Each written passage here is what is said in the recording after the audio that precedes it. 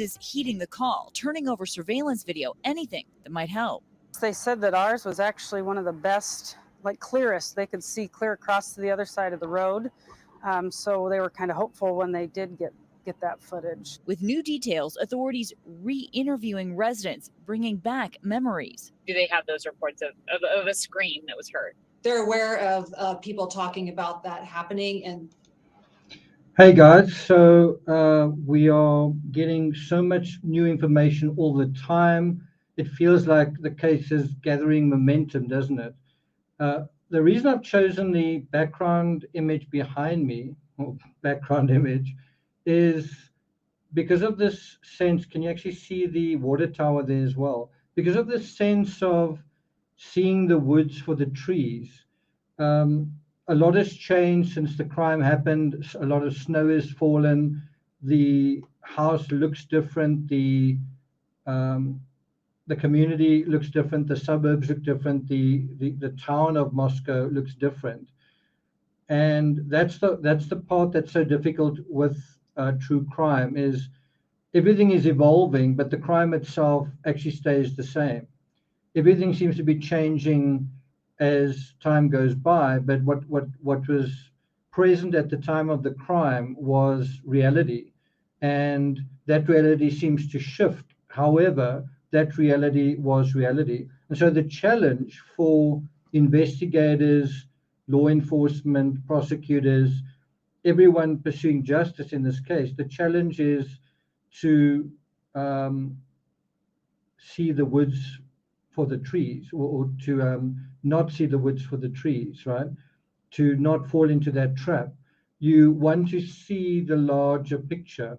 And so in a way, this episode is kind of doing that. We're going to deal with an article from The Independent that asks 12 questions, and we're going to try and answer them. But through those 12 questions, we kind of get a global view of, in a way, everything we know, and also everything we don't know, but also we kind of get a sense of the woods, this whole town. What part of the town do we need to concentrate on? Are we looking for a student, or are we looking for someone else? Are we looking for someone driving a white car, or are we looking for someone on foot? Those are woods questions, and it's really important not to get caught walking around the trees. And one way to get caught in the trees of this case is to fixate on one suspect. You say, hoodie guy, hoodie guy, hoodie guy, hoodie guy, and you don't pay attention to anything else. That's getting caught in the trees. Another way to get caught in the trees is to just concentrate on a white car, right?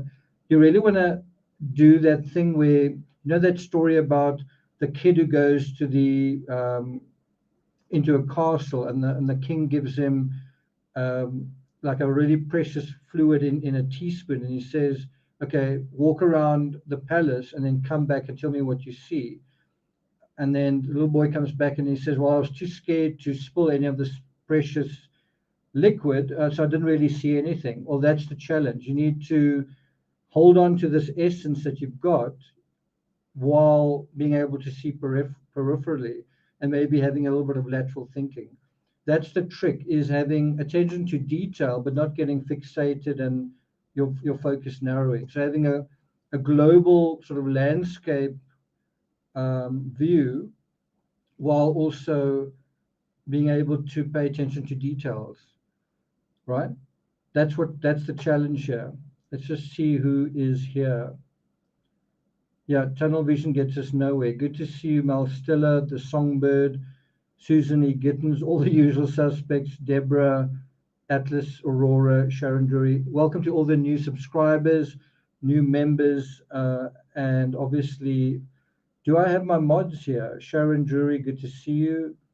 I don't know if Stephanie's in the house. Run the World, good to see you. Encinitas, California. Okay, so I'm going to run through the script that I prepared, and then I'll kind of circle back to you guys. I will jump into chat every now and then, but I kind of want to deal with this in a one fell swoop. I will kind of deal with chat every now and then. if there's something really important you want to ask me, just at TCRS, and I actually don't think it's at TCRS. I think it's at True Crime Rocket Science. So these are the victims that we need to remember. It's all really about them. The two in the middle, Ethan and Xana, those are both 20 years old. And I think they were going to stay in the house, and they're going to stay in Moscow beyond 2022. That was going to happen. Whereas Kaylee on the far left, or on the left, and she was 21 years old. She was going to graduate. She would have graduated, I think, this past weekend. And Maddie on the far right-hand side, they were both best friends. Kaylee and Maddie were really good friends. In this, those people that you're seeing in this image, I think all four of them sort of died together. Maddie and Kaylee together, Ethan and Xana together.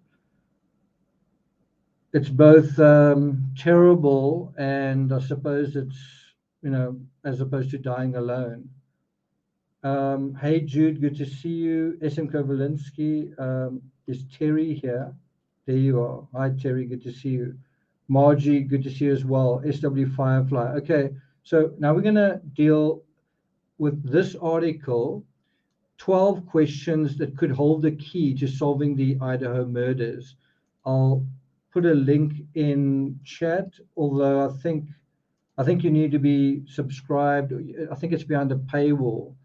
I'm not sure if you'll be able to read it, but anyway, this is the article that we sort of going to be referring to.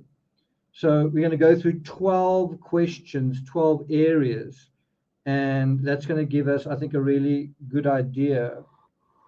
Let's do that. A really good idea of where we are right now in this case. What is the relevance now of the white car, right?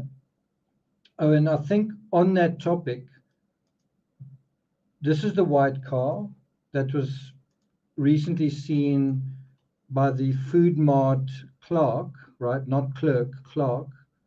And do you think that that vehicle is this vehicle? Do you think that vehicle is this vehicle? Let me try and reduce the size. Is it reducing?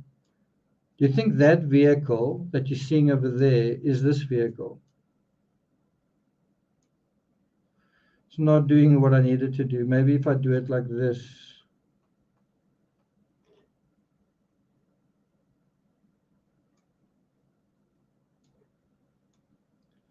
Do you think, shall I put it up to a bigger size?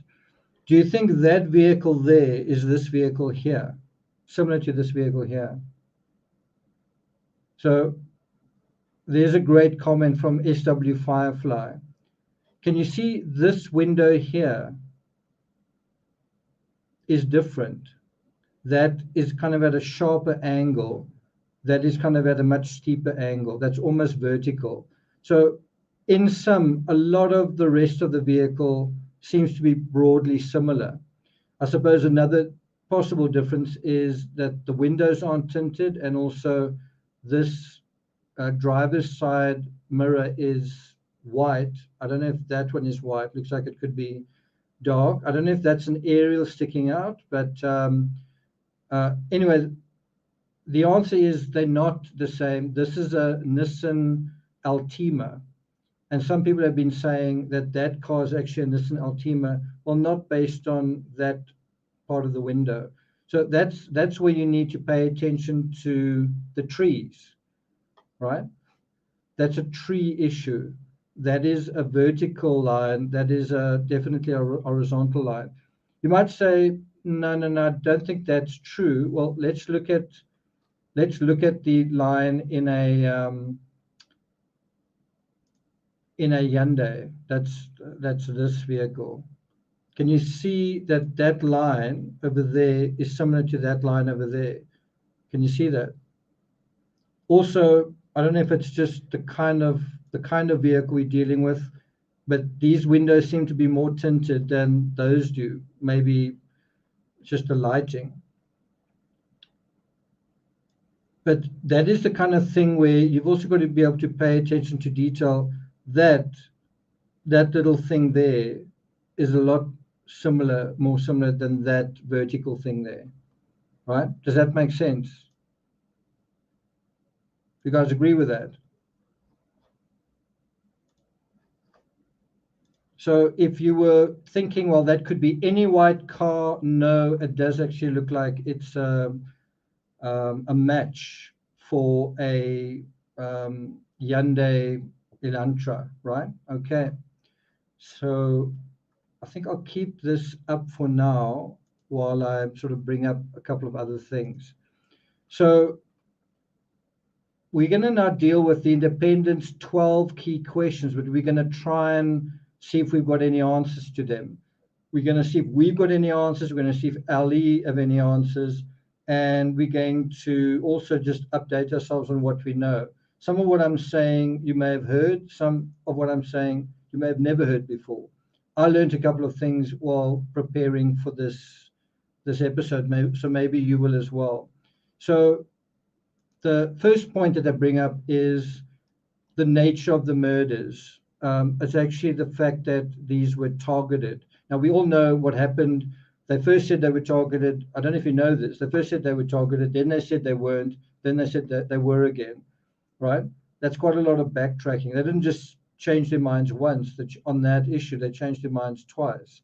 So the nature of the murders targeted. Now, I must say, I wouldn't have started my analysis that way. I wouldn't say nature of murders targeted. I would have said nature of murders, knife murder, right? That's how I would have kind of begun my analysis, as you guys saw yesterday. So did you know that the clarity of targeting as well as the lack of clarity may be the reason why there's some truth to both aspects? So if law enforcement first said, we think this is targeted, and then they said, no, we don't think it's targeted, there may be truth to both aspects. There may be a targeting aspect that is true, and there may be a non-targeting aspect that's not true. So how could there be targeting that's true while they're not targeting the survivors? So they are not targeted, which means the targets are targets, right?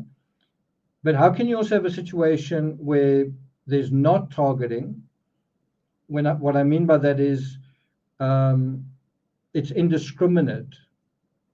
Someone is killed, but they're not targeted. How can you have a situation like that, right? And you can, in the sense of, if the primary victims were Kaylee and Maddie, or only Kaylee or only Maddie, then you could have the situation that the other victims were indiscriminate. They were the perpetrator was on his way out and he was interrupted, and he killed Ethan and Xana indiscriminately, right? So that's how you could actually have targeted and not targeted at the same time. So in yesterday's live, I went to some trouble to explain how the nature of the murders were actually quite unique as a knife crime. Only about 1 in 10 murders in America are committed with a knife. It's actually quite a dangerous and tricky way to commit murder. You come at very close quarters with your victim, and you might say, well, it's a silent kill, but not if the victim screams and not if the victim manages to catch your hand or whatever. So if you consider these were 4 consecutive murders, using a knife is hardly ideal. Like if you think of the perpetrator deciding, I'm going to go to that house and kill 4 people, choosing to use a knife for that isn't ideal. You might say a handgun would be easier, yes, but then there'd also be the sound aspect. So I guess there are pluses and minuses. But in terms of the perpetrator going in and being able to protect himself, not put himself in harm's way, and leave minimal evidence, you would imagine a handgun would be a better option if his intention was to kill 4 people. If you say his intention was to kill 1 person, I think that still applies, just less. Okay. So according to the article, this is a little bit of a section highlighted from the article. Can you guys read that? Shall I bring it up to full size? So according to the Independent, what we don't know, Moscow police have refused to provide more details as to why they think the murders were targeted. So Moscow police haven't kind of said, well, it looks like Kaylee was the target or anything like that. There has been an admission that there may have been a stalker in Kaylee's story. There hasn't been an overt thing of, well, that victim was probably targeted. But I don't think it takes rocket science to say, obviously the survivors weren't targeted, right?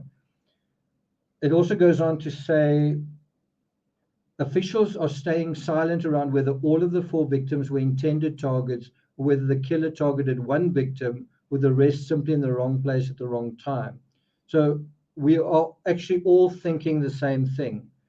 Is it one victim? Is it 2 victims that were intended targets, or all 4 victims intended targets?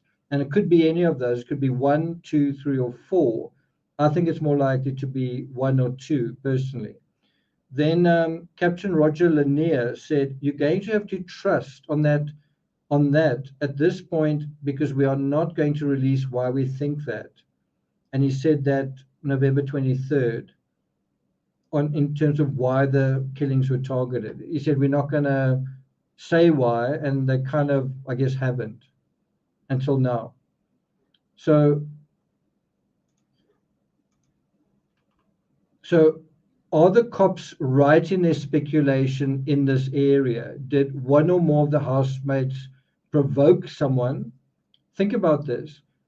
Do you think one or more of the housemates provoked someone intentionally or unintentionally? It might have been as a joke. It might have been quite serious. Maybe the person they told off should have been told off. Maybe the person did something that wasn't acceptable. But did they provoke someone? Did the person on the other side feel provoked in some way? And was that intentional or unintentional? Now, we think about this word provoke, right? Just consider this word provoke.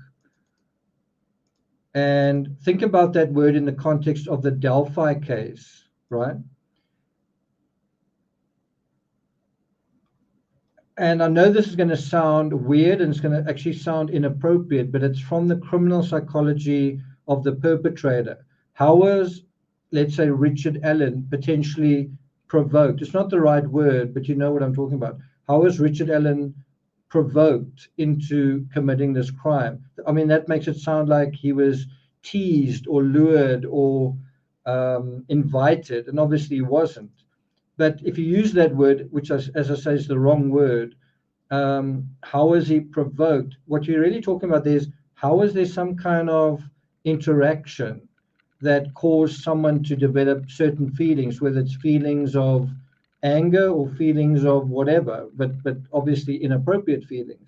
What was that provocative action, right? And maybe we should just be clear and explain what just the word means. I think provocative is better than provoke. So if you look at the word provocative, it means causing anger or any other strong reaction. Let me put that up. Provocative, causing anger or any other strong reaction, especially deliberately. Now, obviously, a provocative action that's deliberate tends to have a very strong reaction. It can be annoying, irritating, exasperating, infuriating, maddening, but it can also be arousing sexual desire or interest, right? A provocative sidelong glance, sexy, alluring, seductive. Was there any of that going on in the Delphi case? Well, not like directed at Richard Allen, directed at a guy who looked like a model, a guy who looked like he was a rich musician, I guess. In this case, was there anything that was provocative that led to a strong reaction? It's hard to imagine in the gratuitous place, in a way, that is student life that there wasn't something provocative, but the thing is provocative in a way that's different to ordinary things, and that's where it gets quite difficult. Like now you've got to see that through the trees. You've got to see the woods of something that's provocative through the trees. And just think about the woods through the trees analogy. It's present in the, I mean, you have literal woods and trees in the Delphi case, in the Kylie Rodney case, to some extent in the Gabby Petito case and Brian Laundrie. Both of them were found under trees. Yeah, you have trees within the fabric kind of surrounding the house on certain sides. But it's a reminder that are you able to see through the trees, or are you getting stuck on the trees? Are you able to see everything, the woods and the trees and the woods? What do you say? I can't see my profile pic. Okay. Okay, so are you guys with me? So when we think about this word provoke, consider in the Delphi case, the victims maybe sending certain kinds of images would have felt provocative to the perpetrator. In other words, there is some link that draws the killer in. And so in terms of this case, is social media also a factor here, or is the dynamic more intimate, or is it less intimate? Now you've got to think about those questions and think about woods and trees.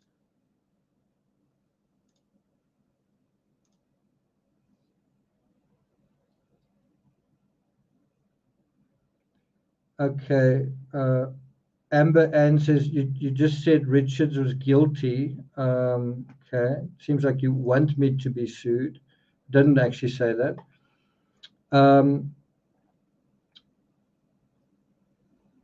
So now we're going to deal with this, right?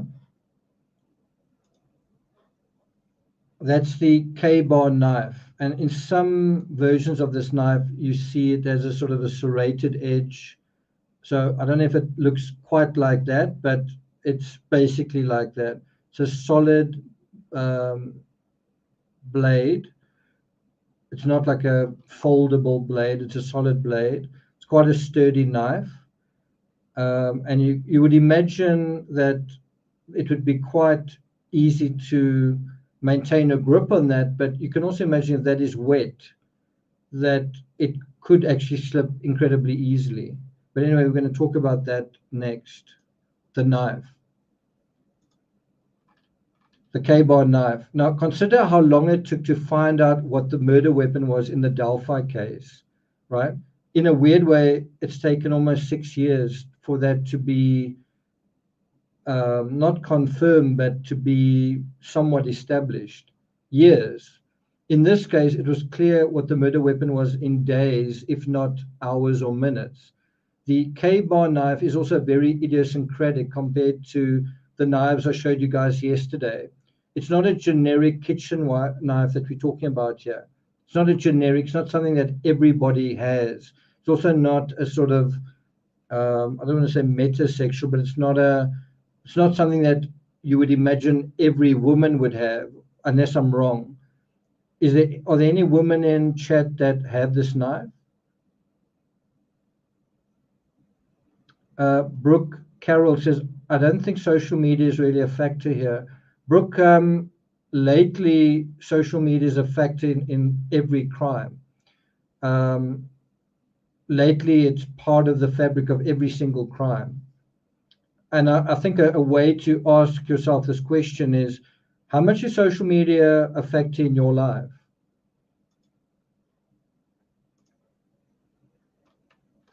So someone said it's got a big guard. I think you mean it's got a big thing there. Yeah, but if your hand's slipping over that, that's not really going to be enough.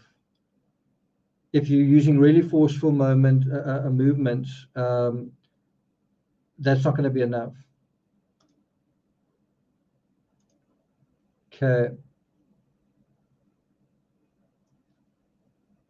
Alan says the guard makes it very hard for it to slip in the hand, even Okay. I suppose one thing you can do is you could try not necessarily using blood but water, and make very hard movements with your hand wet. And I actually don't recommend it because you could actually cut yourself. But anyway, you must bear in mind it's a slippery surface and very hard, very forceful movements. And in addition to that, multiplied by 4. So let's say 3, 4, or 5 very strong thrusts, and then another, right, and another and another. And you're not really allowed to slip once while someone is fending you off. That's really the situation. Anyway, you might say, oh, there's absolutely no way that the person's hand would slip off. And maybe you're right. If you are right, well, then there's not going to be any blood DNA left behind. I do think there is, and I do think the person would have slipped off. It's not just his hand, it's him in someone's bedroom, and there might be 2 people that they're fending off at the same time. So I think there's a really good possibility of something like that happening. But I mean, it's subjective. It's opinion. So the point that I'm really trying to make is this is not something that everybody uses. This was the knife that was associated with the O.J. Simpson case, right? This was the knife associated with Jodi Arias, just a very run-of-the-mill kitchen knife. And this was the knife associated with the Amanda Knox case, also very similar to that knife, kind of a kitchen knife, right? And so the point is that this KBar knife is very different. It's very different to some of the knives that we've dealt with so far. That's the point. And what does that difference tell us potentially about the perpetrator? Although the coroner said she's never seen anything like this, Moscow is a small community, and true crime, unfortunately, has seen something like this. The Henry von Breda axe murders are on a par with the viciousness and bloodiness of this crime. And the body count is very similar. There were 4 victims, 1 barely survived. And then the O.J. Simpson trial dealt with a similar situation as well. So Moscow may not have dealt with this, but we have dealt with this in terms of true crime. I've actually written 3 books on the O.J. Simpson case and 5 books on the Henry von Breda case. Von Breda was connected to the victims because they were family members, whereas in Nicole Brown and Ron Goldman's case, one could argue there was a targeted aspect as well as a random or indiscriminate aspect. Does that make sense?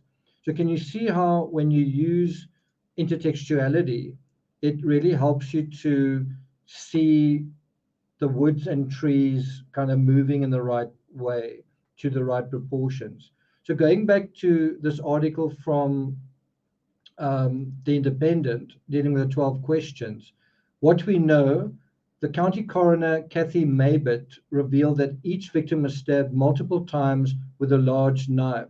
So if you're thinking about, I don't think the perpetrator's hand slipped. Well, you would imagine he stabbed someone, whatever it is, 4 or 5 times hard.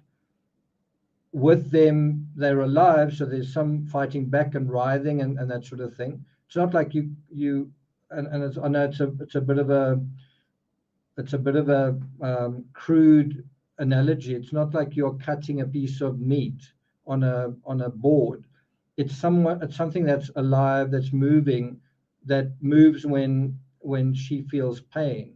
That's a totally different ball game.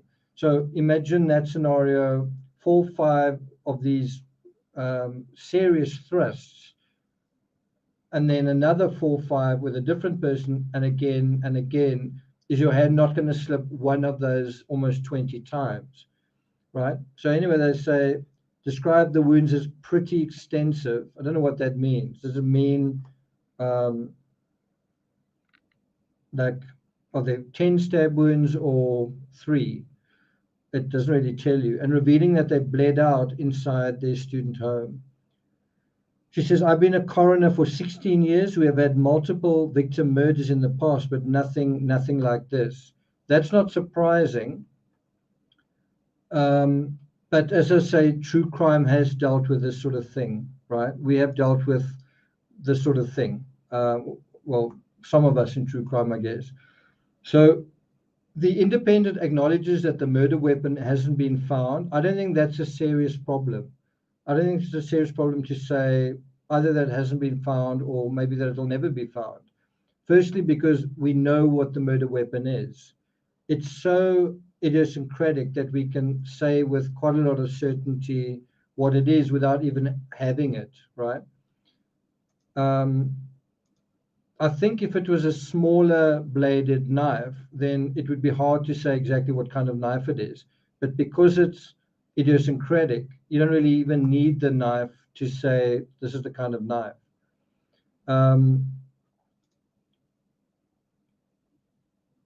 So the second reason is because using a knife likely enhances the chance that the killer left behind even more crucial evidence, his own blood DNA mixed with that of the victim. So in other words, there's better evidence. You might say it's really important that they find the murder weapon. True, it is. But what could be even more important than that? Well, having the killer's actual DNA. The killer's DNA. Well, let me ask you guys this question. Do you think the killer's DNA is more important than the murder weapon? Christopher says, I wonder if it was maybe purchased off the internet. That might be something you could trace on someone's computer or phone or both.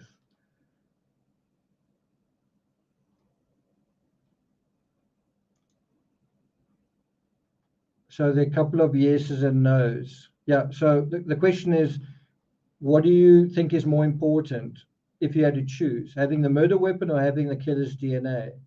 All right, killer's DNA. So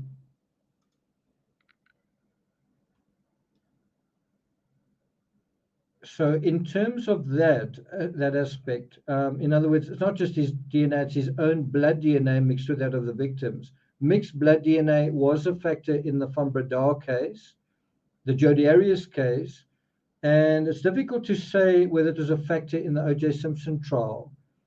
It was certainly argued that they did argue that in the O.J. Simpson trial. They argued, for example, that Simpson's blood found on the evidence samples resulted from contamination. So in the O.J. Simpson trial, there were arguments that this was his blood, but they were saying, although Simpson's blood was in certain areas, they were saying, well, if it was mixed, it was due to contamination of law enforcement. It wasn't due to the crime, right? And you can have that same argument in this case as well, where they say, we did find mixed DNA, but it's because of police botching the investigations, not because of the killer. It's because of how they gathered that evidence. What did they say? In terms of the O.J. Simpson case, 3 exhibits could not be explained by contamination. And so they thought it was planted by the police. Although evidence of mistakes made during collection was shown at trial, no evidence of their contamination or corruption claim was presented. So I guess the jury, basically, it was left up to them to decide, do you think the blood was planted without it being proved, or do you think it was mixed DNA? That was up to them to really decide. So what do you think was the case in the Amanda Knox case? Do you think there was mixed blood or not? What do you guys think? So this is a news article from there. Amanda Knox trial told her DNA. Amanda Knox trial told her DNA mixed with murder victim's blood. And then there's also this article. And then there's also this article from Bustle, which says why the DNA evidence against Amanda Knox failed. And so even if you're talking about DNA evidence in this case, they may find it, but it may not be enough to prove anything. So you really want to look at that. So you might argue if mixed DNA is found, it may not be enough to convict or prove anything.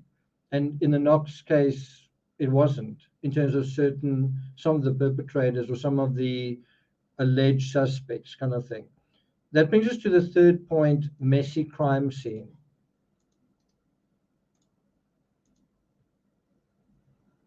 Now, we often tend to think of DNA as the holy grail, the smoking gun, but it can just be part of a whole mosaic, right? So you don't want to hang all of your you don't want to put all of your eggs in the DNA basket because it might not work for you, but you certainly do want to use the DNA. Thanks a lot for that. Thanks for noticing. Okay, now we're going to deal with messy crime scene. What do you think that means, messy crime scene? Which crime scenes have we dealt with that were also messy, where you would say, well, that was a really messy crime scene?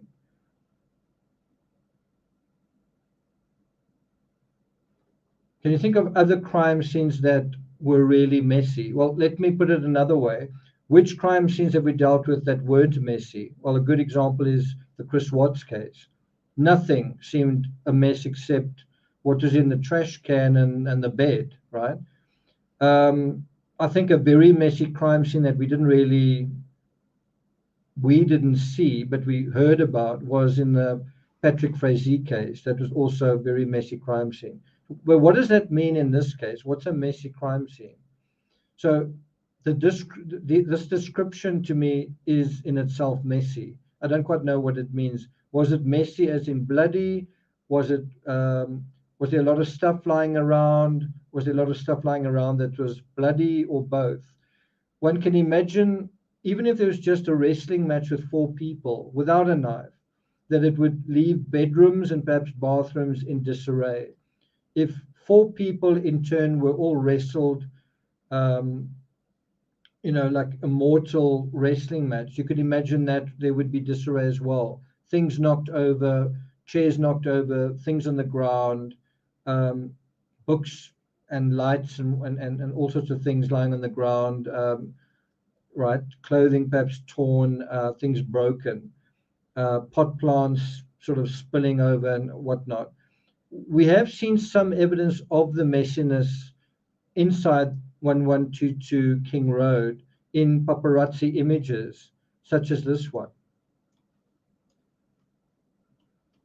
We've seen images like that.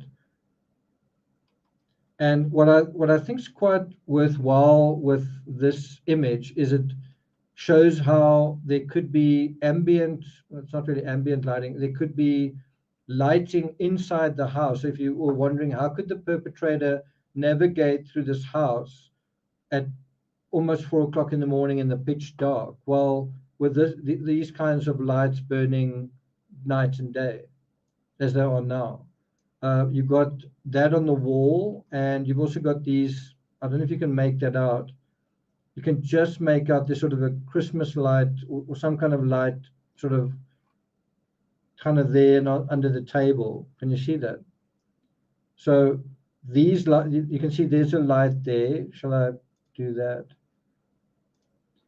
Can you see there's some lights over there, and there's a light over there. Well, these lights would provide illumination without you having to turn any other lights on, or without having to use a flashlight or use your cell phone.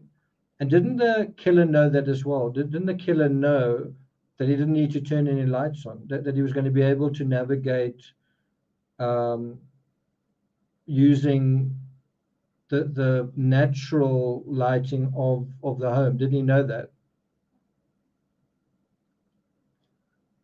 Okay, so here's another picture. And is this telling us about messiness? Is this telling us that dishes weren't washed and certain things weren't thrown away? And is that telling us about messiness?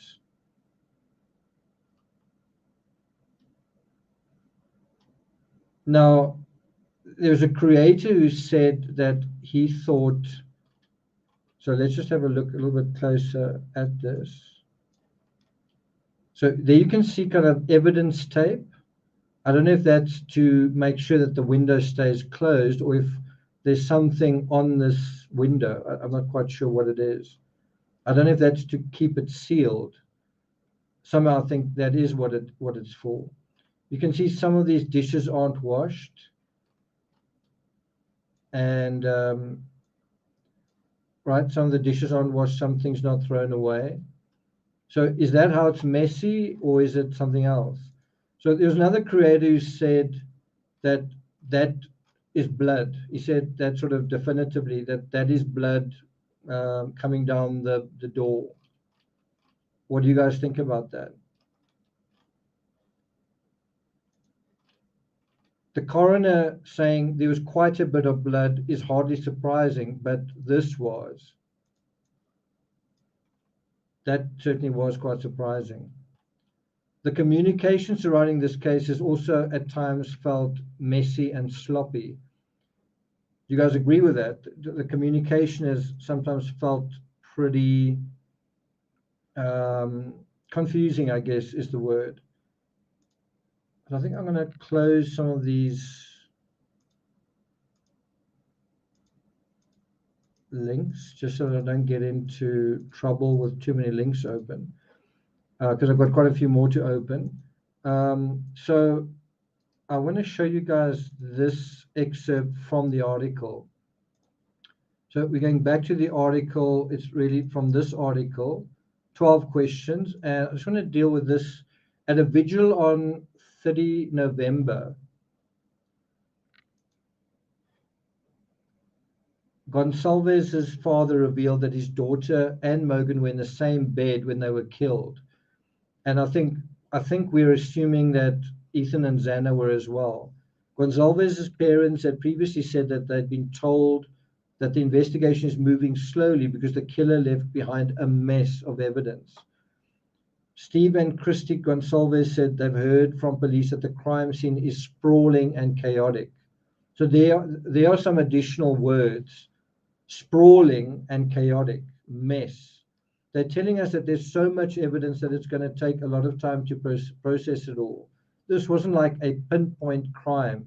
It was, this person was sloppy. So look at these words: mess, sprawling, chaotic, sloppy. And then there's also that reference.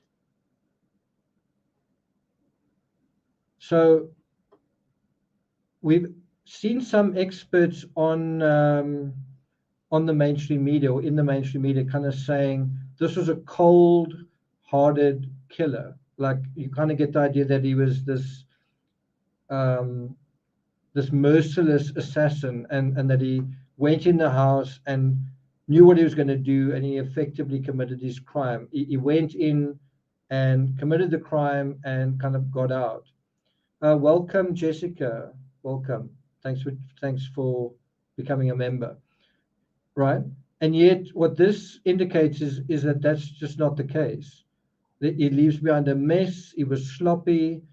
The crime scene sprawling and chaotic. You kind of get the feeling that he botched this murder, that he meant to murder someone and he ended up murdering one or two people that he didn't intend murdering.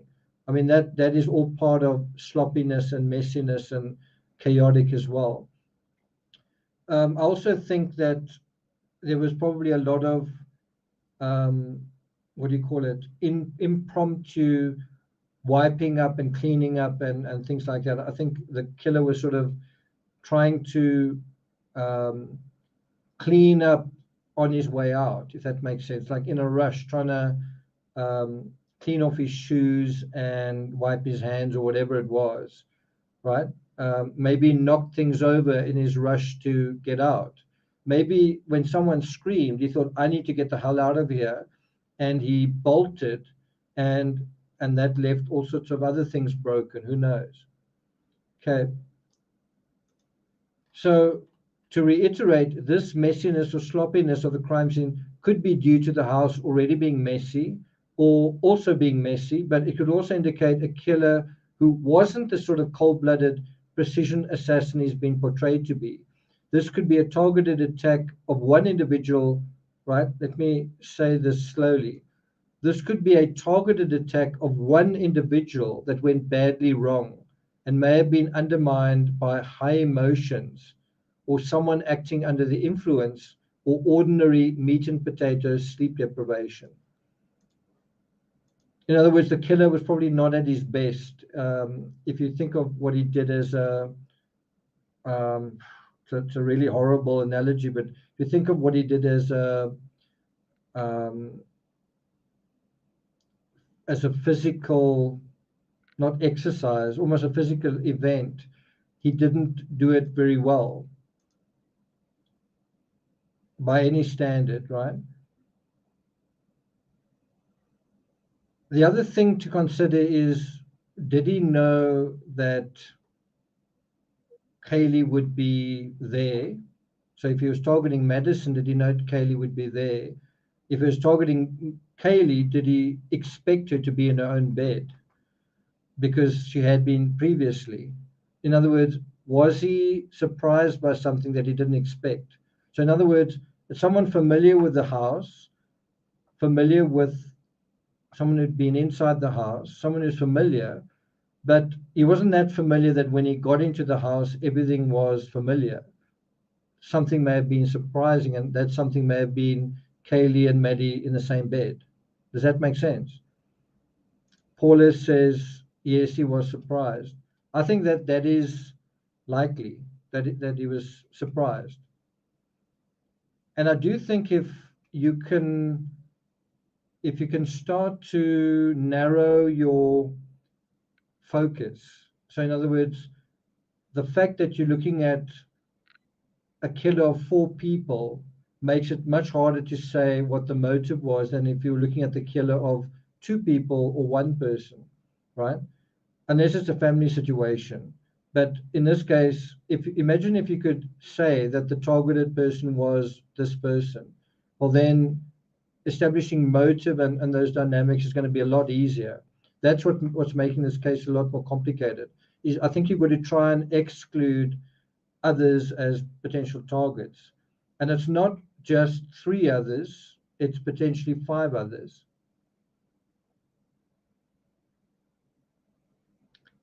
Perry says no need to kill Ethan and Xana if he was surprised, unless he was confronted, unless they were aroused and awakened and they blocked his exit, right? Unless that's the case. You might say, yeah, but then why did he go into their bedrooms? Maybe he put them in their bedrooms so that they wouldn't be lying in the hallway, visible from outside line of sight. Do you know what I mean? Like visible through the windows. In other words, to give him a bit of a head start, to put them behind closed doors so that he could delay their discovery, which would allow him to get where he needed to go and get washed up and whatever it was. Does that make sense? In the Amanda Knox case, Meredith was behind a closed locked door as well, which delayed the discovery as well. I'm trying to think of another case. In the John Benet Ramsey case, John Benet was behind a closed, not really locked door, but it was sort of secured with a latch. What is the point of that? Wasn't it to delay discovery? Or isn't the same here? And in the same way with the John Benet Ramsey case, do you say that did she die in the wine cellar or was she taken to the wine cellar? In the same thing, Ethan may not have died in bed, but he may have been taken to his bed and then the room closed. Does that make sense? So not everything is necessarily as it seems. Okay. Then they say, what we don't know, let's just bring this up. This is according to the Independent. What we don't know, it is not clear if the killer left their DNA at the crime scene. Shall I bring that up a little bit bigger? With officials believing the attack was targeted, it is possible that the perpetrator could have visited the home before that night. Do you guys think that the perpetrator had been to the home before? John says that's not probable. Okay. Do you think the perpetrator had been to the home before that night? Now, on the one hand, you could say because he made such a mess, because it was sloppy and whatever, you could say either that he hadn't been there very often or that he hadn't been there before. On the other hand, you could say, as Randy says, of course he was, but that he was in some way surprised by what he was confronted with that night, that things weren't quite the way they usually were, possibly. Okay. Right, so I think that we've dealt with three. The last thing I want to say is, in terms of the messiness, did the Delphi killer leave behind DNA?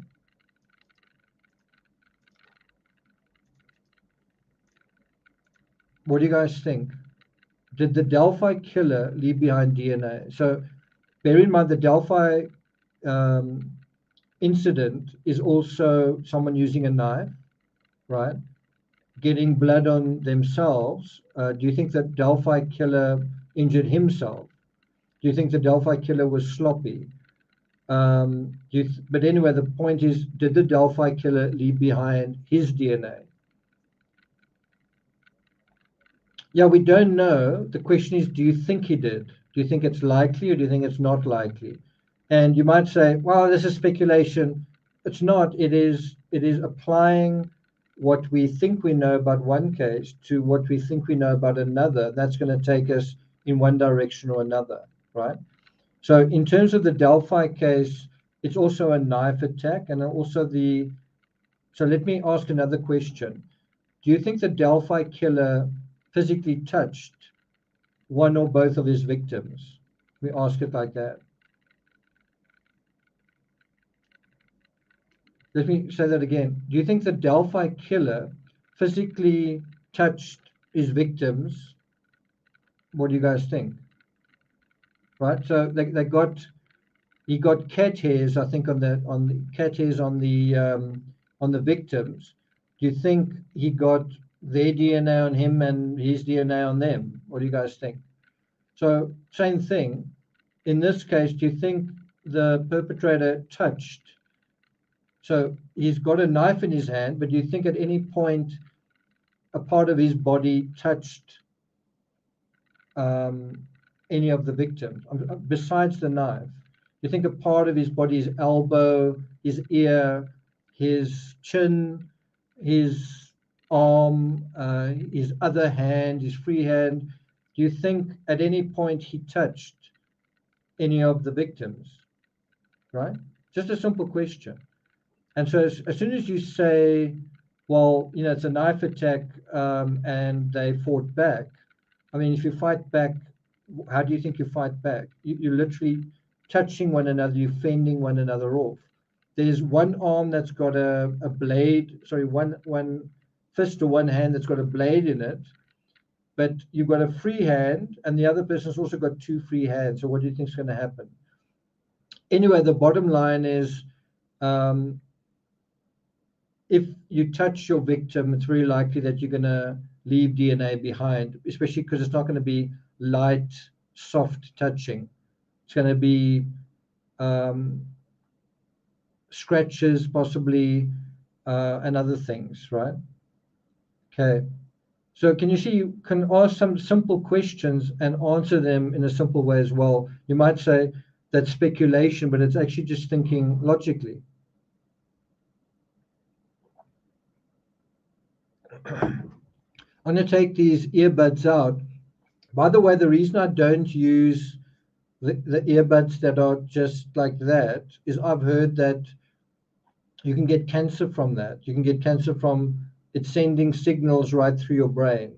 So although it looks very cool, I don't really like doing it that way. And I don't like the headphones over because I just find it very, very hot. That's really the main reason. Especially over if you're wearing a beanie in the first place.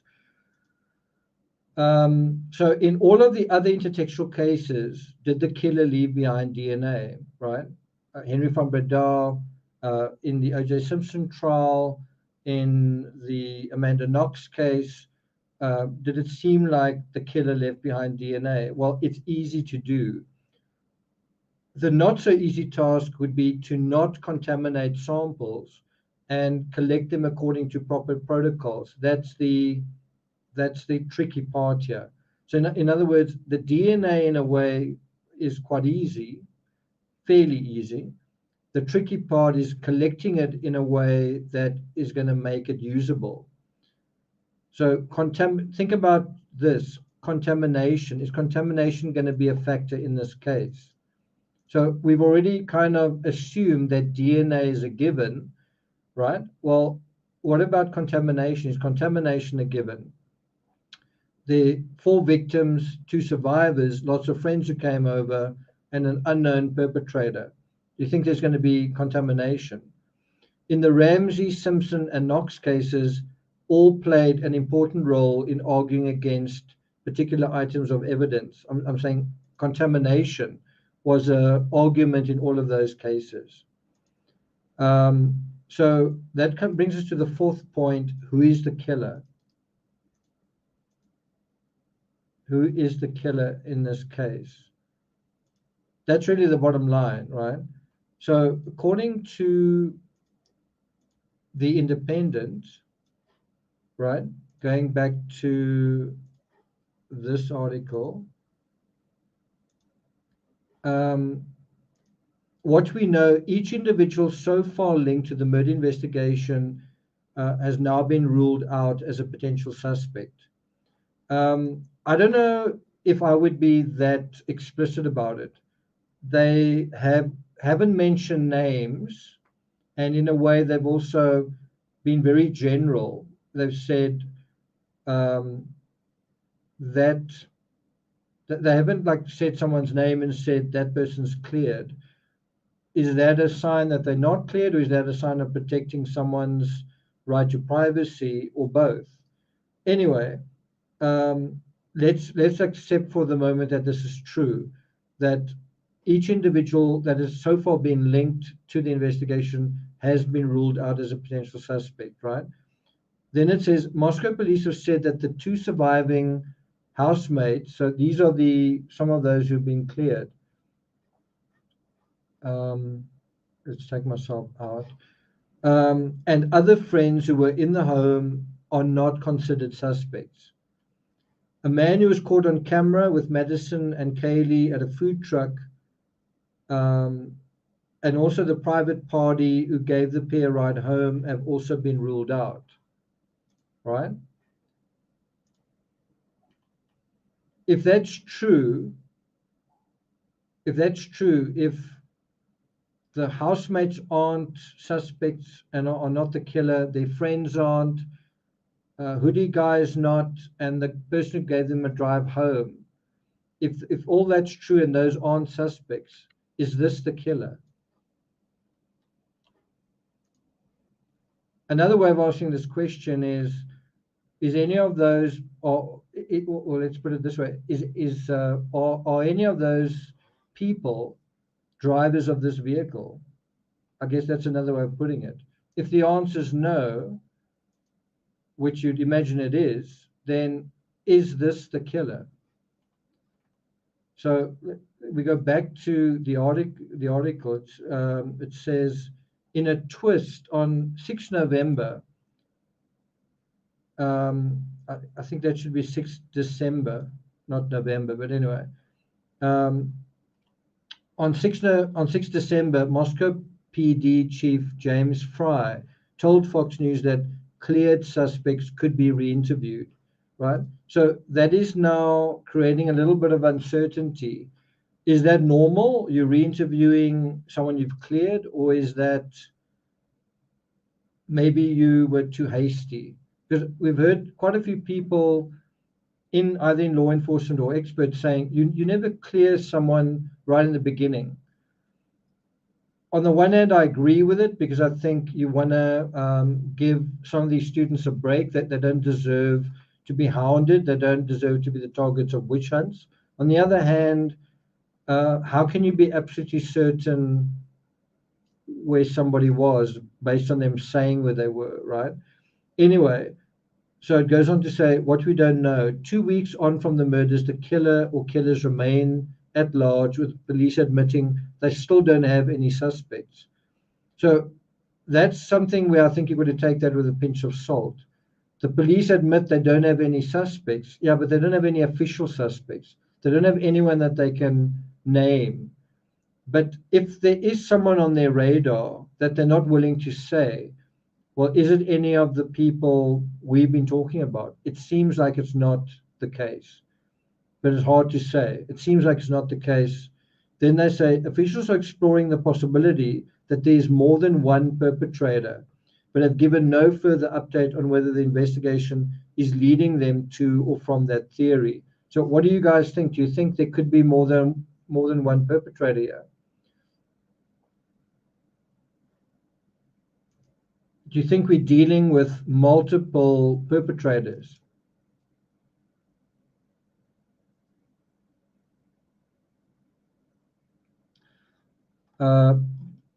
John seems to be like, anyway, John says, many people think it's not the right car, not an Elantra. At the beginning of this episode, I did show you what an Altima looks like, and I showed you what that looks like. So I'm not going to go through that again. If you weren't here when I dealt with that, I'm not going to go through it again. Yvonne says, I still think it's one person. Hey Jude, that's quite an interesting point. Says perpetrator may have help after the fact. Gingeroo says they didn't say which guy at the food truck. That's true. That's true. But do you agree that the I don't know why this is up here. Let's just take that away. Do you agree that the white vehicle, if you say, well, if you ask the question, you say, is this the perpetrator? Is this the killer? Is this vehicle that you're seeing here, is the killer the driver? Then do you say, well, the driver is someone who was right on the other side of town, who's now coming from, in other words, the northern part of town, right? And I mean, okay, you could say that he went home, but I suppose that's possible. So went from there at 2 o'clock in the morning and then went somewhere that's not in the student community and was driving back into the student community at 3:45 from the far southeast. I suppose it's possible. It just seems somewhat unlikely because and we're going to deal with this in a moment, because the killer, if it is the killer, seems to be coming from outside the student community where students don't live. Some of them maybe live there, but most don't, right?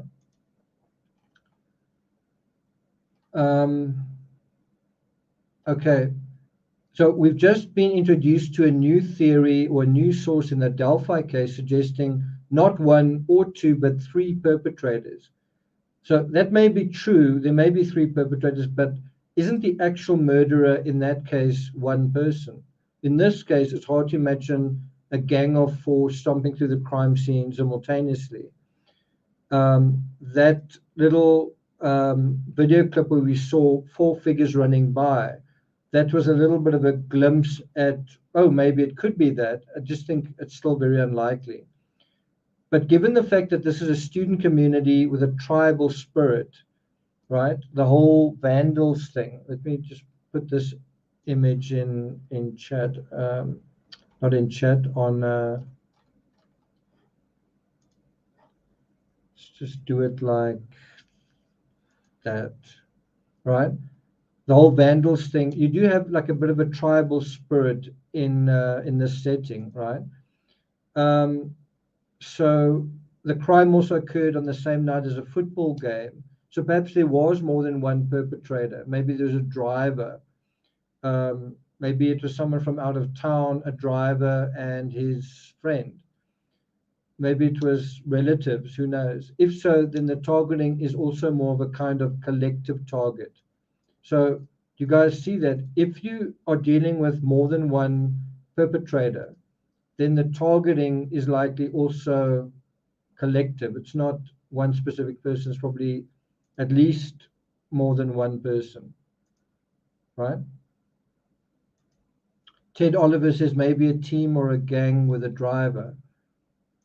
Okay. So going back to the article, Gonsalves's former long-term boyfriend, with whom she shares a pet dog, is also not being considered a suspect. Then again, in a twist, and this should, I think, be 6th December, so it's the second, I think it's the second sort of typo.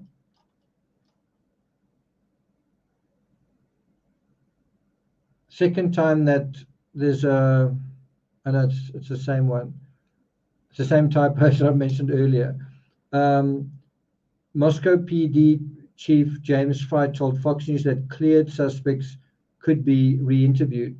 That is a twist, but I don't know if it necessarily means anything. I guess it could. What do you guys think? And that brings us to number 5. What was the motive in this case? Stephanie, good to see you here. Stephanie, I hope you're doing okay after your fall. We're glad you didn't hit your head and that you're out of commission. That's true. So what was the motive in this case? So according to the article, the murderer targeted at least one of the victims, right? So police have said this, but I mean, in a way, it's absolutely logical. Obviously, well, maybe it's not obvious that there was a targeting, but yeah, I don't know. It is quite obvious that obviously at least one victim was targeted. That's what the police said. Then they say it's not known if the killer personally knew one or more of the victims and whether the attack was carried out in a fit of jealousy or rage. So let me ask you a question. Do you think the perpetrator knew more than one of the victims? Do you think the perpetrator more likely knew just one victim, two of the victims, or had some knowledge of all of the victims, as in had seen them? What do you guys think? Kristen said he knew all in the house. It does seem that he knew one quite well, but he must have known all of them to some extent. You feel that that's the case. So let's bring that up. Okay. So this obviously is a key question in every crime. Like, what's the motive?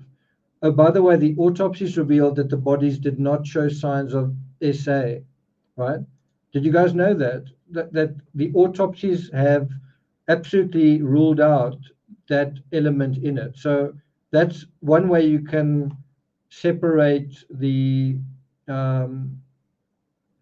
criminal psychology in the Delphi case to this case.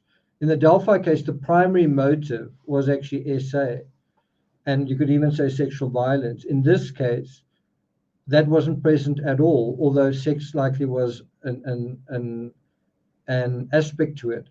And it does make you think, if sex was an aspect to it, but the perpetrator didn't commit that, was it simply because he was young?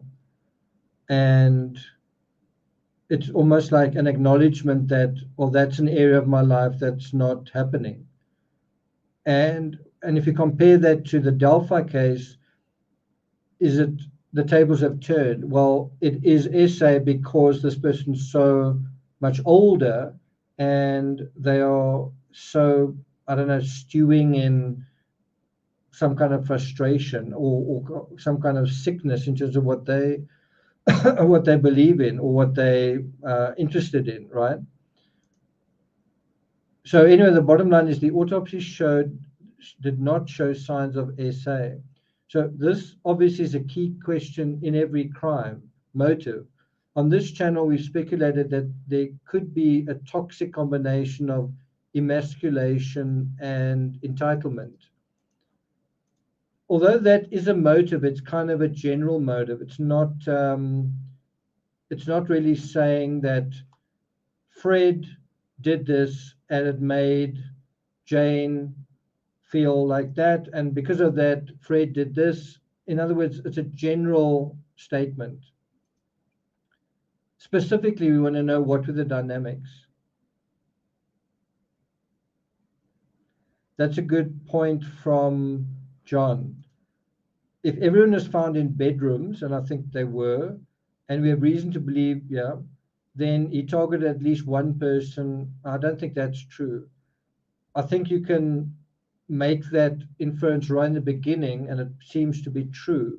But if you imagine what we know, that the killer chose to go upstairs, right?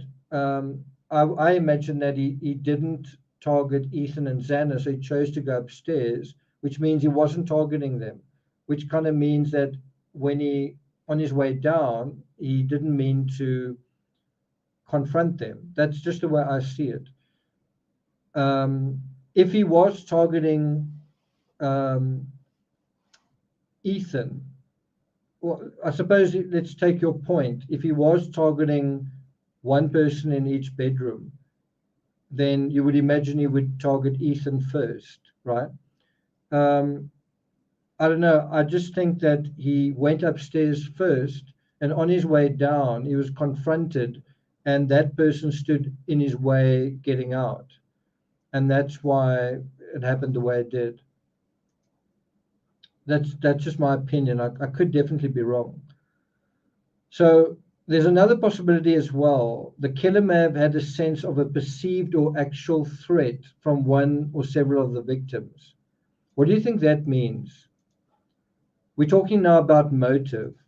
What do you think that means to say there's the possibility that the killer actually felt threatened in some way, a perceived sense of threat from one or several of the victims? How could that possibly be?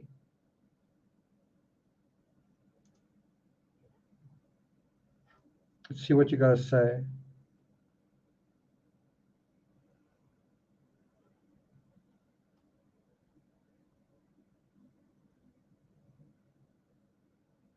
I've heard something about 4chan, but until it makes it into the mainstream media, I'm a little bit hesitant to go down those areas.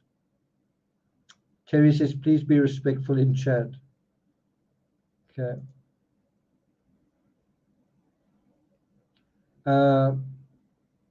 Charlie says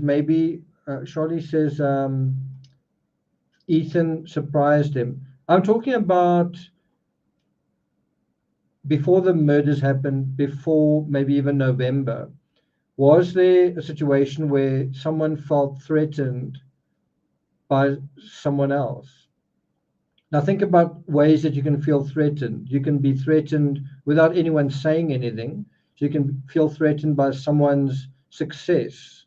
You can feel threatened by someone's happiness, I guess, in terms of your own miserableness, right? You can feel, in kind of an insecure sense, you can feel threatened by someone having a lot more money than you have. But that's all like indirect. You can also feel threatened by someone either threatening to exclude you from a group, someone who is the kingpin in a big social extravaganza, someone who pulls the strings and says, you coming, you not coming, you cool and you part of us, you not.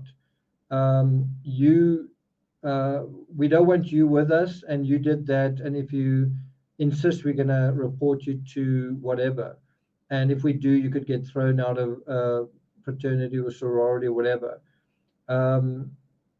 So in what way could there be a threat factor. And remember, we spoke about provocative and provoke. This could be something that could provoke someone to anger.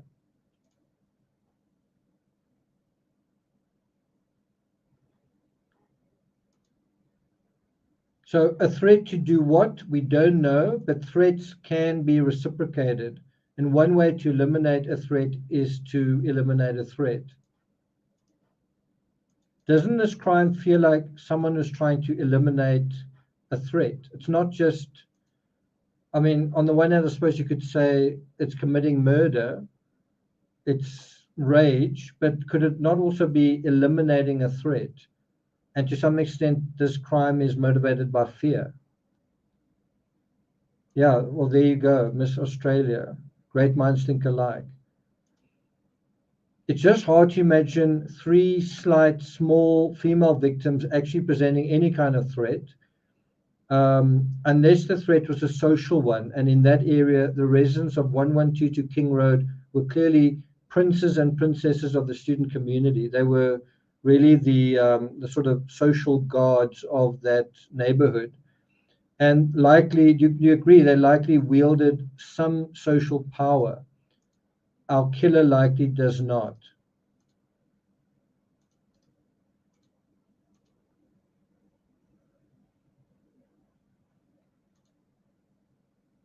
Okay.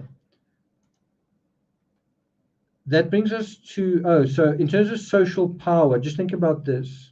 Let me bring them back up like that. Okay. The social power issue of the perpetrator is a factor in the Henry van Breda case, and to some extent the Amanda Knox case, and the John Benet Ramsey case. It's also a factor in the murders of Nicole Brown and Ron Goldman. Think about that. The social power issue of the perpetrator is a factor in those cases I've mentioned. So how is it a factor in this case? Not an easy question to answer.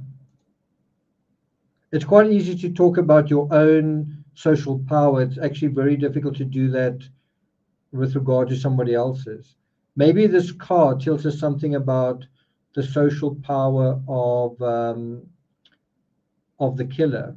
And what I mean is, isn't the evidence right in front of us? So if I do this, look at the vehicles behind me.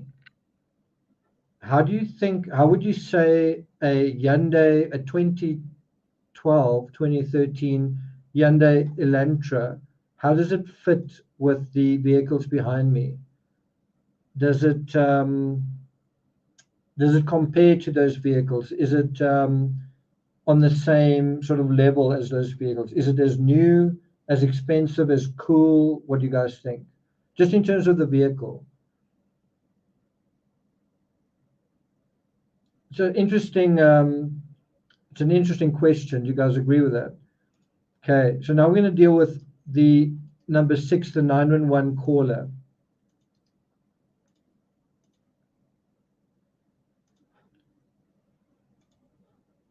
Typically, the 911 call is an important aspect in a case, and often the identity of the caller is quite clear. Not so in this one. So think about 911 calls in the Casey Anthony case, her mother. The 911 call in the John Benet Ramsey case, also the mother, Patsy. The 911 call, and so on and so on and so on. And in this case, the 911 call was made at 11:58 a.m. on 13 November and originated from the phone of one of the 2 roommates who survived the attack. So it's the roommate's phone that was made available, but for whatever reason, the roommate either couldn't talk or didn't want to talk to the authorities. A dispatcher was told there was an unconscious individual. Authorities have since revealed that other friends were present in the house when the 911 call was made after they were summoned by the roommates. That's from this section from the article. The surviving roommates summoned friends to the residence because they believed one of the second floor victims had passed out and was not waking up. Now, if you take that comment, did you guys know that? That's the official story, is that the surviving roommates called their friends over because they understood one of the second floor victims, and I understand that, I could be wrong, I understand that to mean Xana or Ethan, right? Had passed out and was not waking up. Am I right in that? Is second floor the floor in which the kitchen was and the sliding door was, or is that the third floor? Sorry, the first floor. That I understand second floor to mean the floor that Xana and Ethan were on. And so who do you think they were trying to rouse that they couldn't rouse? Well, wasn't it Xana?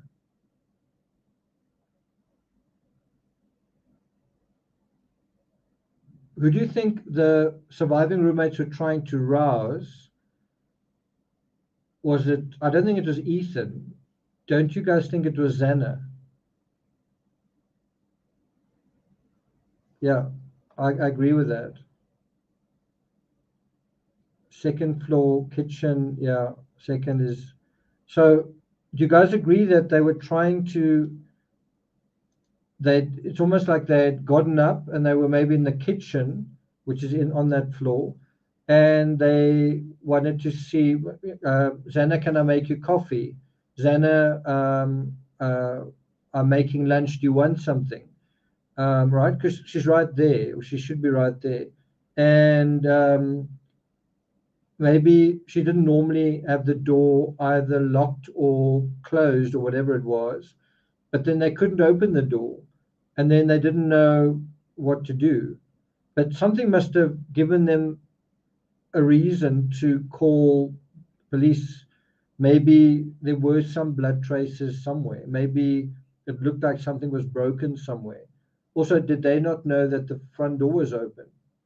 Did the survivors not know that the front door had been left open? I mean, surely they would have felt how cold it was inside because the front door was open. Someone said, yeah, a girl fainted inside. I also heard that. Weren't they aware of something? Anyway, the point is, I think they were trying to rouse Xana, and that is why they called their friends. And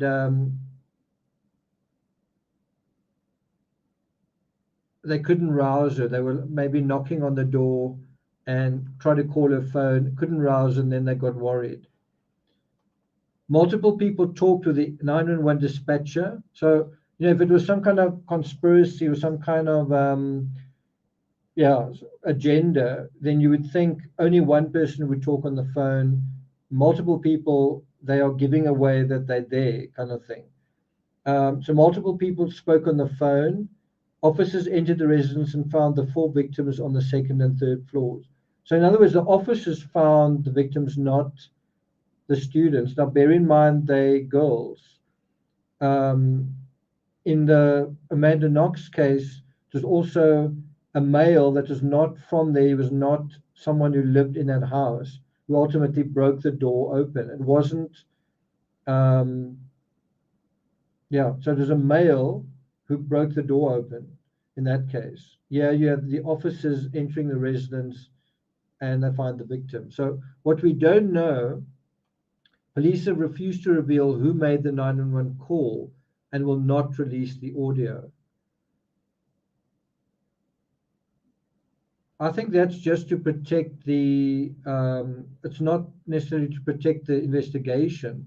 I think it's to protect the caller's identity, the caller's right to privacy. They might release it if the student has graduated or something. What's the other aspect to that? Maybe they also don't want to traumatize the student community. You can imagine if someone is calling and they're crying and they're hysterical and they're talking in very visceral terms about what they're seeing. It can actually frighten the community. It could actually lead to panic. So that might be the reason they don't really want to release that. Okay. Now we are going to deal with the timeline. Before I do, just one more thing. In the Jodi Arias case, Mimi's friends, that was Travis's new girlfriend, Mimi's friends called 911, and there was a similar situation of several people at the home that was not suspicious.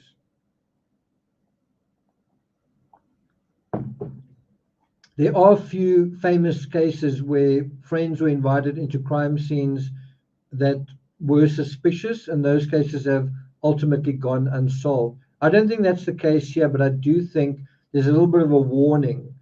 In cases where friends have come over, contamination and uncertainty and weirdness has been such that cases can go unsolved. So even if those friends were above board, and I believe they were, that's a bit of a warning. Cops, be careful, you could actually lose this case just based on that. Because the crime scene isn't how it was found. You had like a little bit of a little army of people running through the house, and that's going to distort what was originally left behind. But there's a but. In the Amanda Knox case, there were also several people inside the villa, but no one inside Meredith's bedroom because the door was closed and locked. And you have exactly the same thing in this case. The doors were closed, and the officers opened the doors. As far as we know, we don't know whether I believe them if they say they didn't go into the rooms, but we don't know that for sure. But if we assume that, well, then those bedrooms should be not, the inside isn't contaminated, besides what the killer did to wipe and do whatever. Now we're going to deal with number 7, the timeline.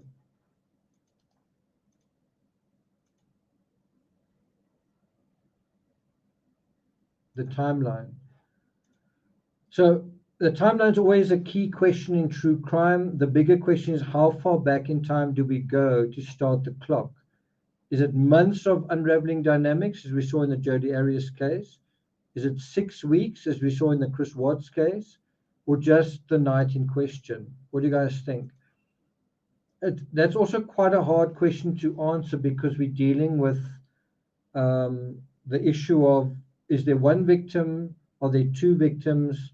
Are there 4 victims? And the more victims there are, maybe the longer the timeline needs to be looked at, right, in a sense.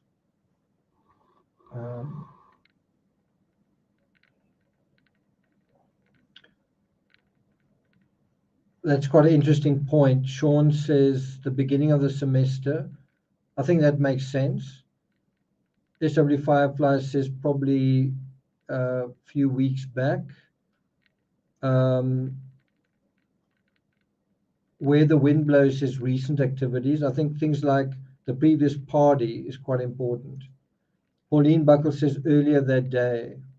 I think what's very important is Friday. And when I wrote my books on Amanda Knox, on the trials and everything related to that, the same applies in the John Benet Ramsey case. You look at what was normal behavior, like bedtime, and what did they do, and who did they interact with on phones and otherwise on that day. Then the next day, same thing. What was bedtime? Who did they talk to? Where did they go?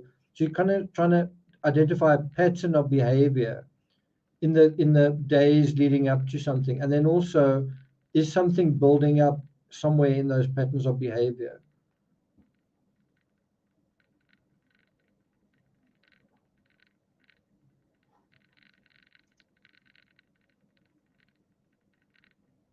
So according to the Independent, in terms of the timeline, what we know, quote, despite more details becoming available in the 2 weeks since the murders took place, key pieces of what happened in the early morning hours of 13 November remain missing. And then they say police have revealed the victim's last steps. So like very last steps, yet the timeline becomes blurry as the second part of the night of the murders progresses. The article goes on to say, let me show it on screen.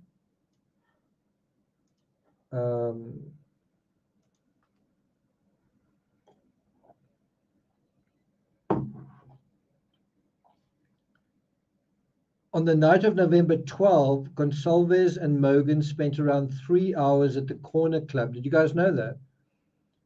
They were at the Corner Club for about 3 hours at the northern edge of Main Street. So that's not where the white vehicle came from. The Corner Club is in the north.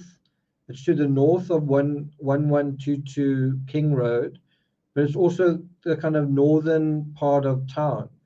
The Yande came from the south and the east. So it didn't seem like someone who was at Corner Club, unless he went home, realized he was still pissed off and then came back. What can happen during 3 hours at Corner Club? And where were they before Corner Club? Well, possibly at the football game, unless they were watching the football game at the club, which seems unlikely. The pair walked straight down Main Street to a red brick building that used to host the now defunct Garden Lounge. And then there was the Grub Wandering Kitchen, known as the Grub Truck. And that's where we saw all of that. And then they came home by 1:56 a.m. Kernodle and Chapin returned about 9 minutes before that. So they got home first, and then Kaylee and Maddie. So if you think about that on its own, if you think about the crime was committed, I think, close to 4 a.m. Do you guys agree with that? That the crime may have happened at about 10 to 4. Then if there were events that took place on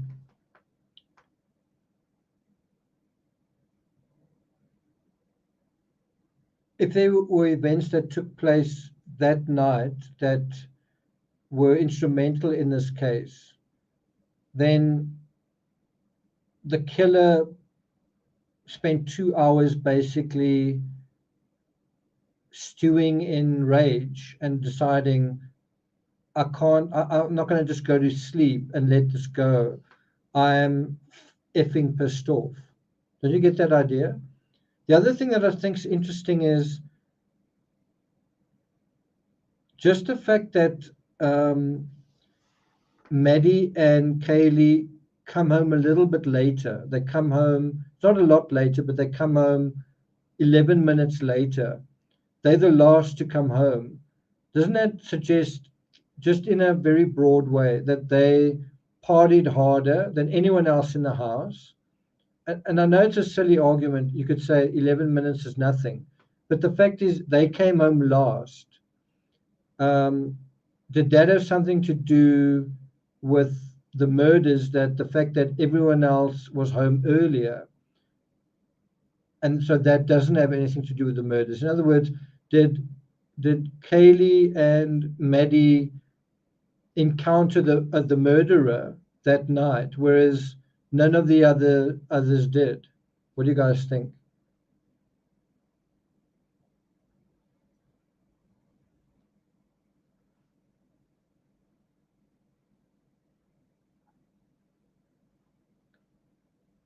The other two roommates at King Road, who have still not been named, have gotten home first around 1 a.m. and fallen asleep, according to police.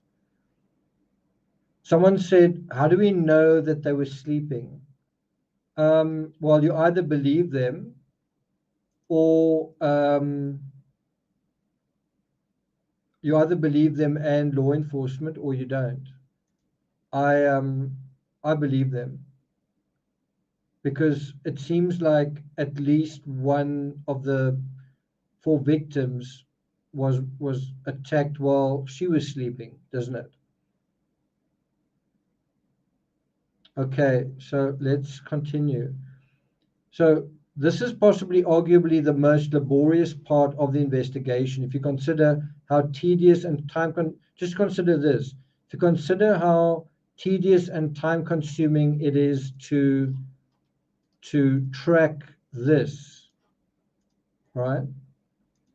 If you're trying to find where did this vehicle go, did it pass that CCTV camera, and you try and go through all of the CCTV footage, right? And you're trying to find the route of this vehicle one way, the other way, and maybe even other nights as well, right? Think about how much harder it is to track one person that is passing through the cell phone photos and videos and social media of dozens, maybe even hundreds of students, like quite literally, quite possibly hundreds of students. You've got end of year parties going on, you've got graduation type parties going on, you've got football type festivities going on, and lots of photos being taken, and law enforcement want to get all of that material, and maybe the students are sending all of that in. Now you're trying to track a student's movements through a fabric of dozens, if not hundreds of other students, and maybe a lot of them have got photos. I mean, even Kaylee, in the short little bit of footage we've got of her, you actually see her taking, looks like video of Maddie. Now imagine that hours and hours and hours from one person, let's not say hours and hours, but several minutes at least, from one person multiplied by potentially 20, 50, 100, whatever. And that's just for one individual, trying to find out how Kaylee weaved her way through a particular set of the student fabric just on that night. Now you've got to do the same with Maddie in a way, and then also Xana and also Ethan. You're kind of seeing them together, but you've also got to see them separately. Did they have any kind of separate life or a separate experience that the one wasn't part of, right? Can you see how the workload just in terms of that can skyrocket, right? So we're perhaps dealing with hundreds of cell phones and other cameras recording 4 students. And how long is it going to take to get through that?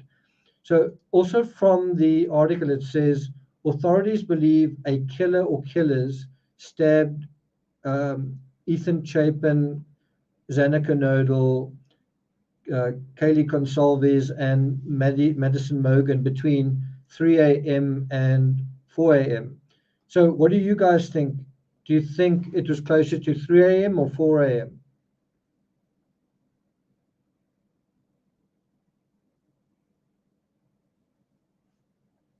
It's a good point. Yeah, it is exponential. It's a good point. Pauline says at the grub truck, Maddie doesn't take out her phone at all. What's also interesting is you see her embracing another guy. She seems quite friendly to one guy, right, and not that friendly to hoodie guy. It's not that she's irritated and annoyed in general. She's friendly to this guy, but not friendly to that guy.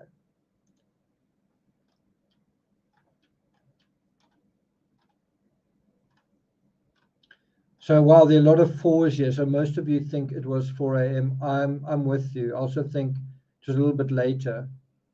Doesn't that suggest that if let's say the killer was targeting the girls, one or both of the girls, well, then he hadn't seen them for an hour and a half. Did something happen right at the end of the evening and he went home and he was like, fuck this, I'm not going to sleep. I am so upset. And he just couldn't sleep. And then he got back into his car, ... Could that have happened? Could it have been something that happened right at the end of the evening, or something that happened in the evening and he couldn't let it go? not just that in isolation, other things that had built up, but that night was the final straw.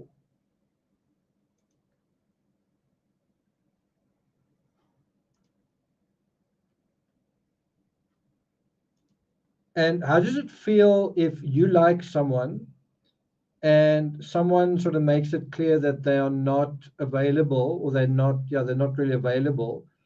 I kind of made this comment previously where I spoke about my experience when I was in the UK, where I really liked this Australian girl, and she made it clear that she had a boyfriend in Australia. And then one night, a couple of us went out together, and she had like a fling with this guy that really seemed like an idiot. That kind of sends a message that's not very nice. In other words, I'm not available. Actually, the reality is I'm not available to you, or I'm not available for you. That's not a very nice thing to realize, right? You know what I mean? It's not that I'm not available, it's that I'm not available for you, right? That can feel exactly that, can feel exactly like that. And maybe you harbored a crush, think about it, it's 20-year-olds and whatever, 22-year-olds, maybe if it's guys, um,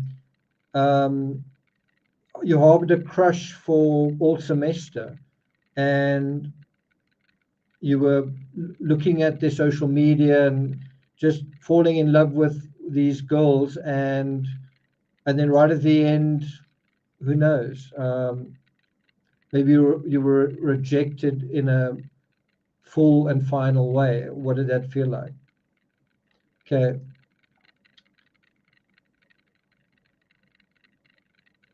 It may be that the crime occurred closer to 4 a.m. than 3 a.m. Most of you seem to agree with that. If the white car is as important as we think it is, then it may have happened between 3:50 a.m. and 4 a.m. That is, that can be extremely important.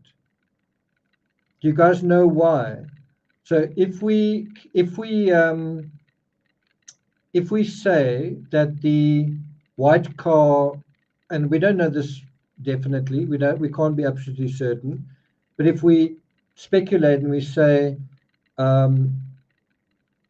the white vehicle is being driven by the killer, and the killer is driving to the crime scene, and he arrives at the crime scene at 3:50, and he leaves the crime scene at 4, why is that extremely important information? Half Rudder says Ethan and Xana were more likely targets, and Maddie and Kaylee saw the killer, so they became victims too. Well, that's your opinion. I think it's the other way around. But of course, we don't know exactly what happened during their night out.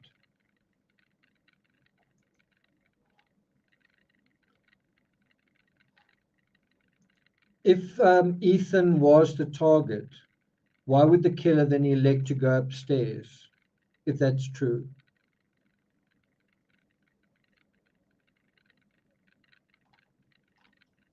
Half-Rudder, what do you think about that?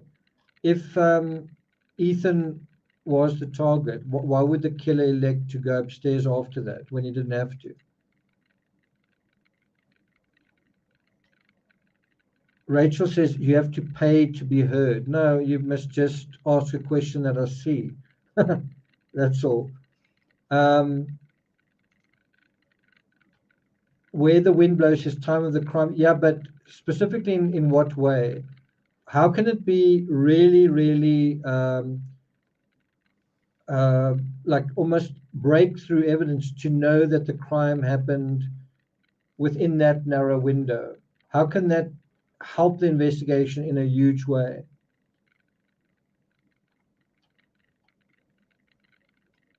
Susan says the connection of car to owner. No, well, it's not the area I'm thinking about. True, Greenbeard says Ethan and Xana found in the same room. We think so. I don't know if it's absolutely certain. Let's see what you guys are saying. Alibi, not so much alibi because a lot of people would be asleep at that time. Someone says photo of the car. Thought criminal. The question is, why narrowing down the time? So instead of 3 to 4, you now narrow it to that very much smaller window, the much tighter window, 3:50 to 4. Why can that literally be a breakthrough to the case? Someone says, Stephanie says, timing relevance of the car. It's not what I'm looking for.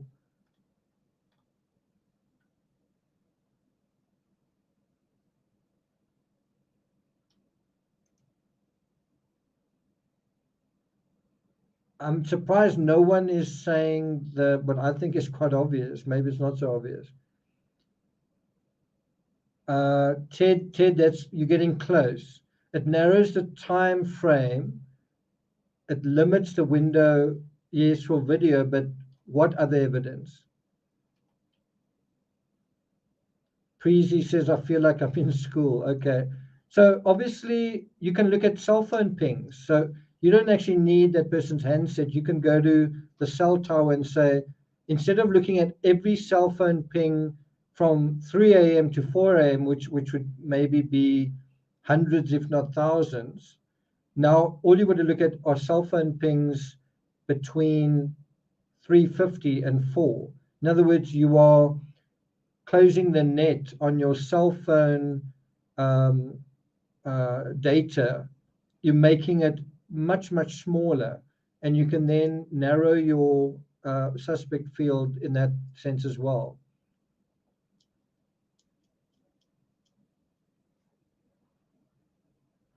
So when they go and look at the cell phone logs and the cell phone tower logs as well, they can say, no, we just want to look at that time, 10 minutes instead of 6 times more than that. Okay, so that is it.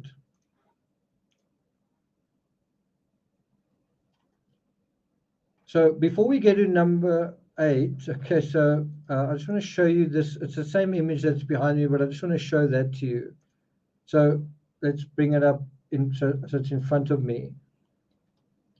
These are the kinds of vehicles they drive. Do you think a Hyundai Elantra fits with these kinds of vehicles? Do you think it's as expensive or less expensive?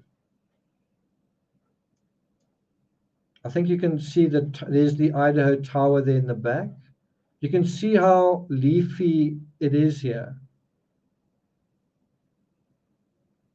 And this was, I think, closer to when the crimes happened. Since then, all the leaves have fallen off. I mean, you must think about this as cover for the perpetrator. These leaves were part of what helped him commit the crime. It prevented easily seeing through the windows when he walked through the house. He probably would have been aware of that. Okay. So according to the Independent, what we don't know, Knodel and Chapin's movements on the night of the murders are unclear. Police said the young couple were at the Sigma Chi party from around 8 to 9 p.m. It's unclear where they were between 9 and 1:45. The area would have been busy at that time. That's quite a long time. It's almost 5 hours. 9 to 10, 10 to 11, 11 to 12, 1, 2. Aside from the calls made by Consalves, what happened when the 4 returned home also remains a mystery.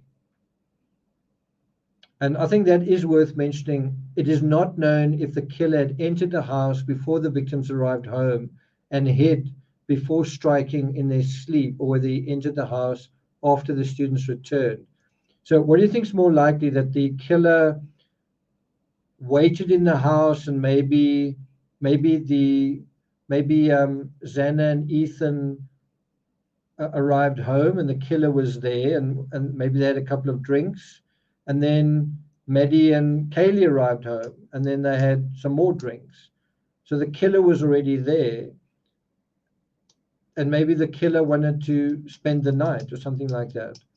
Or was the killer not there and arrived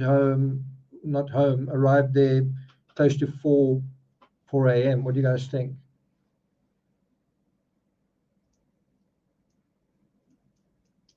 What about the dog? In the Henry van Bedard case, it seems like he put the dog in the garage. So I think it was his dog and he was fond of the dog and he took care of the dog. I think a similar situation in the Chris Watts case.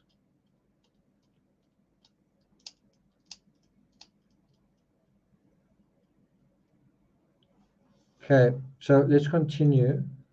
We're now at number 8.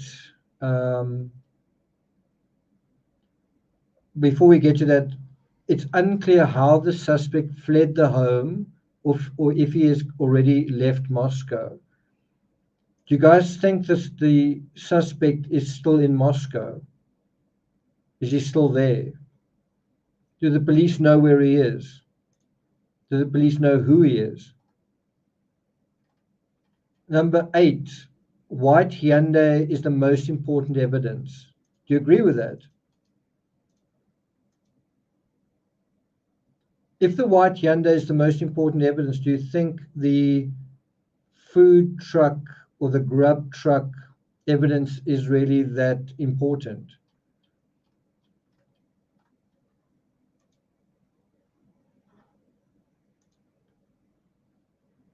So given that Ali were looking at tire marks as early as 19 November, bear this in mind, as early as 19 November, you can see it in this article.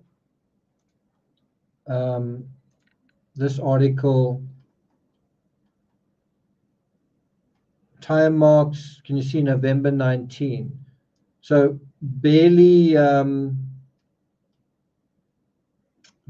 sort of 6 days, less than a week, they were looking at tire marks. Were they looking at tire marks because they knew there was a Hyundai, or were they looking at tire marks and then that led them to wonder what made it? What do you guys think it is?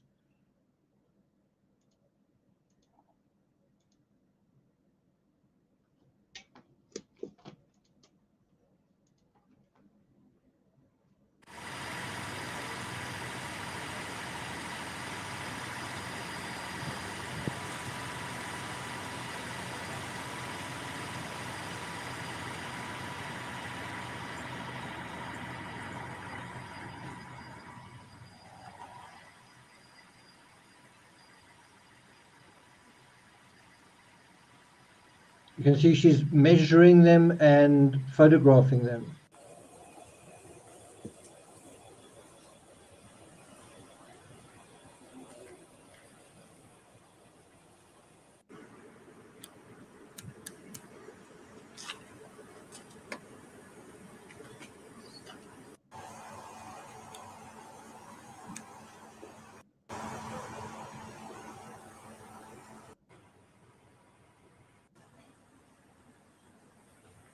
Okay.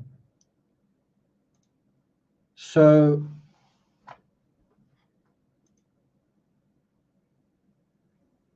the fact that they were looking at time marks as early as November 19, less than a week after the incident, suggests that the cops knew something about a vehicle for between 1 and 3 weeks before they let the public and the media in on it. Doesn't it? I mean, do you agree that the cops probably knew about the Hyundai? They didn't just tell us about it when they knew about it. Don't you get the feeling that they knew about it and were trying to figure things out and they just couldn't get beyond a certain point? They said, well, look, we're going to have to ask for tips regarding this. Someone must have seen it. Someone must know it's in a particular driveway, right? But don't you get the idea that the cops initially tried to figure that part out themselves? They tried to solve that part without telling us about it. And then when they did tell us, then there was kind of a very quick breakthrough. So this is from the article as well. On 7 December, police announced they are looking for the owner and occupants of a white Hyundai Elantra that was spotted near the crime scene in the early morning hours on the day of the murders. Do you notice they don't say between 3 and 4? They just say early in the morning on that day. Then it says it marked perhaps the most substantial update in the more than 3 weeks since the investigation started. I think that's true. I think that was a big moment and a big clue. And then here it is. Detectives haven't revealed whether they think the owner is a suspect. In other words, they haven't said, you know what, we're looking for the owner of the vehicle because we think it's the killer. They just said, we think the person who drove this car has got critical information. What could that critical information be? Well, isn't the answer to that really simple? That if you were in the area where the crimes were committed, then you must have seen something. If you were in the area where the crimes were committed at the time the crimes were committed, you must have seen something. Well, there's also another possibility, or you committed the crime, and so you really did see something. And then that brings us to the point of, well, they said, we want to talk to this driver of this vehicle. Well, has he come forward? I think he hasn't, because if he had come forward, follow me when I say this, I think he hasn't come forward, because if he had come forward, he could have said, yeah, I drove from here to then. The cops could then have gone and gotten the CCTV from the food mart, because they would have known the time and the route, and so how they could confirm all of that. I suppose you could argue that that is that's giving the cops a lot of credit, but the fact that the cops went to that food mart, like they seemed to descend on it. If you look at that footage, they seemed really excited about it. I showed you guys that footage yesterday. Interestingly, it's since been scrubbed from that article, but you saw law enforcement not only arrive at that food mart, but quickly put crime scene tape around it. It seems like they regarded that as a big moment for them. And it maybe even was such a big moment that they asked Fox News to get rid of that footage because it did change. So is the driver of that vehicle the murderer? Now let's have a look at the poll. What is the most important clue so far? 13% say the open front door. Well, equal to that, 13% say the dog. 26%, so almost a quarter of you say the white Hyundai, and then almost half of you say the white car spotted at 3:45 a.m. That's the most important clue so far. So I agree with that, I must say.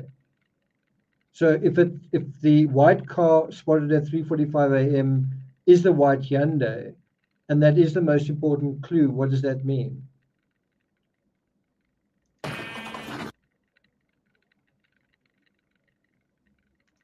Must I say that again? If the most important clue so far is the white Hyundai, and the white Hyundai is the white car that went past the food mart,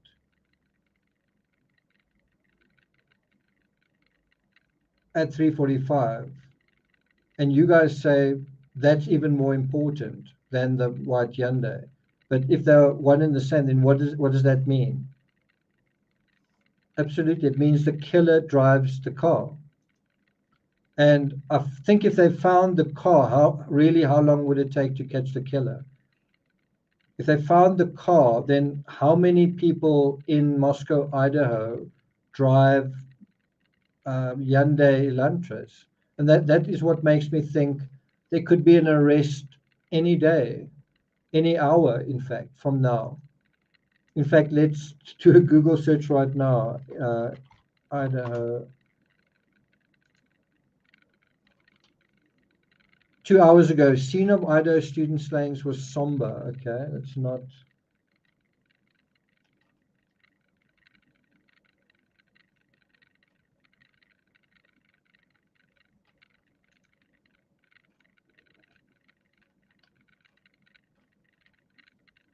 Idaho police get new video lead on white Hyundai in college murders. Yeah, we know all about that.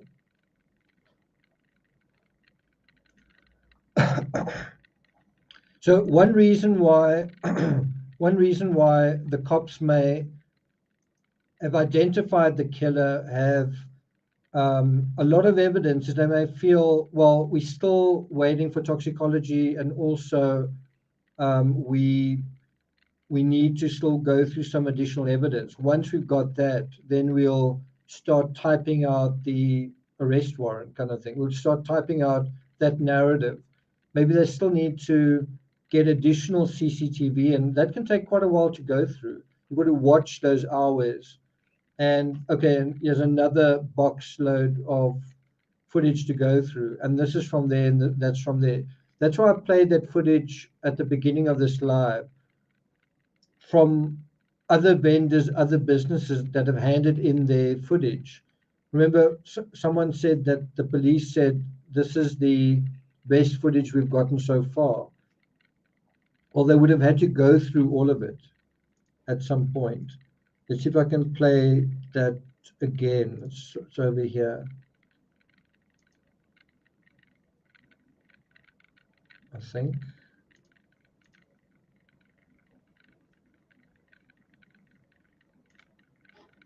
I'll just play that again. It's worth playing a second time. Businesses heeding the call, turning over surveillance video, anything that might help. They said that ours was actually one of the best, like clearest. They could see clear across to the other side of the road.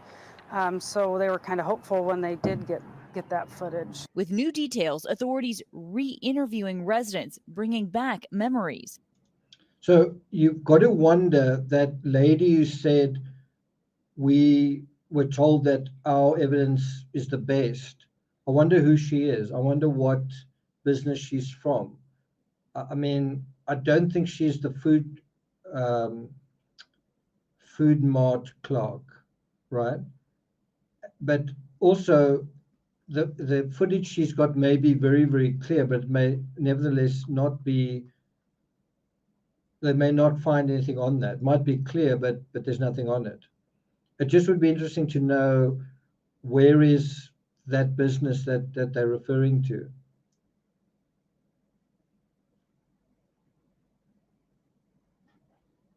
Someone said, why say it's a crime of passion if it's not one? It's kind of a tough question.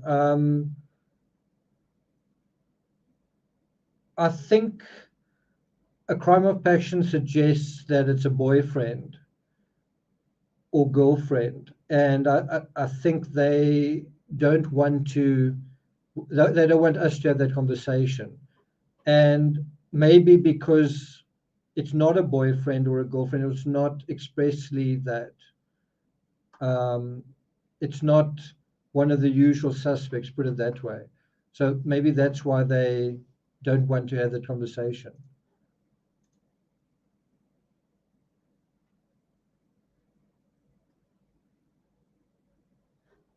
Okay.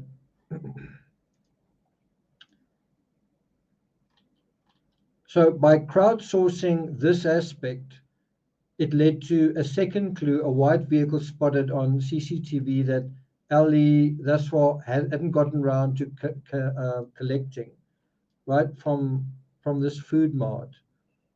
So there's a food mart, there's a food truck or grub truck. What this confirmed was our belief that the vehicle wasn't simply idling in the area. So when we were told to look out for a white vehicle, a white Hyundai. We weren't told anything about how it got there, whether it came at all, whether it left, or whether it was just there, or whether it arrived there and didn't leave, or whether it was there and then suddenly left. We weren't told any of that. This information suggests, we don't know for sure, but it suggests that this white vehicle arrived there at 10 to 4 in the morning, and then we assume spent 5 or 10 minutes on scene and then left and maybe came back a similar way. It came at a critical time, remained in place for a temporary yet critical period, then left, returning from whence it came. According to the article, what we don't know, the identities of the owner of the Hyundai Elantra remain unclear days after police announced their interest. So I don't know whether we can say for a fact that someone hasn't come forward, that someone didn't say, hey, it's me, I drive that car, I kind of had the munchies and blah, blah, blah, blah, blah. If someone did that and was innocent, would law enforcement say, don't worry, guys, we found the Hyundai? Would they say that? I don't know. The connection those individuals may have to the case is also a complete mystery in terms of the driver of the car. So the fact that it was up to a Food Mart clerk to confirm the driver of the white car's movements and not the driver himself, putting up his hand and coming forward.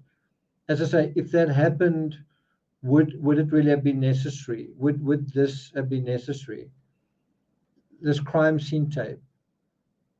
Like if the driver had come forward and said, yeah, it's me, I kind of bought, I went to buy a lollipop or a chocolate or a cup of coffee or a packet of condoms or whatever it was.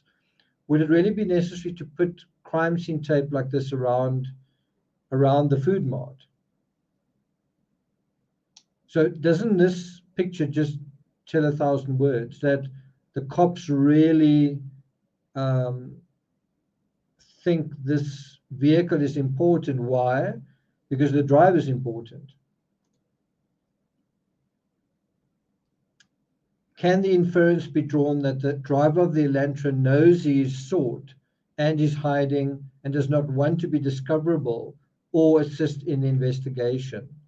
Is that a reasonable inference? And if he doesn't want to, if he hasn't spoken to the cops, he may have, but if he hasn't, if so, why not?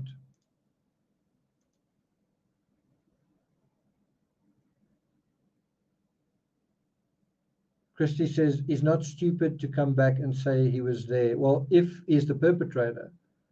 If he's not the perpetrator, I mean, what do you think about that? If he's not the perpetrator, is there maybe a reason why he wouldn't say who he is? Or maybe if he's running a sort of drug errand or something.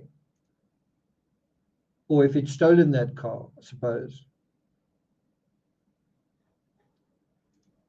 Okay, now we're going to deal with Kaylee Stalker.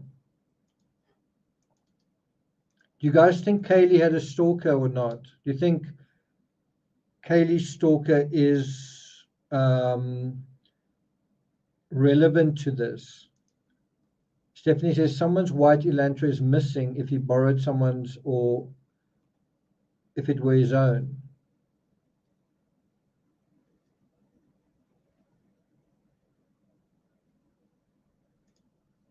Okay. So there already appears to be some merit to the Kaylee Stalker thing. And this is from Fox News. Let me put that over here. If you haven't seen this before, then I can also put it in chat, put a link in chat. Okay, and so An excerpt from this article, this came out December 5th, by Audrey Conklin. Police provide update on victim stalker reference. That's Kaylee's, right? And so this is an excerpt from the article. In mid-October, 2 males were seen inside a local business. They parted ways, and one male appeared to follow Kaylee inside the business as she exited to walk toward her car. So there's one guy following her.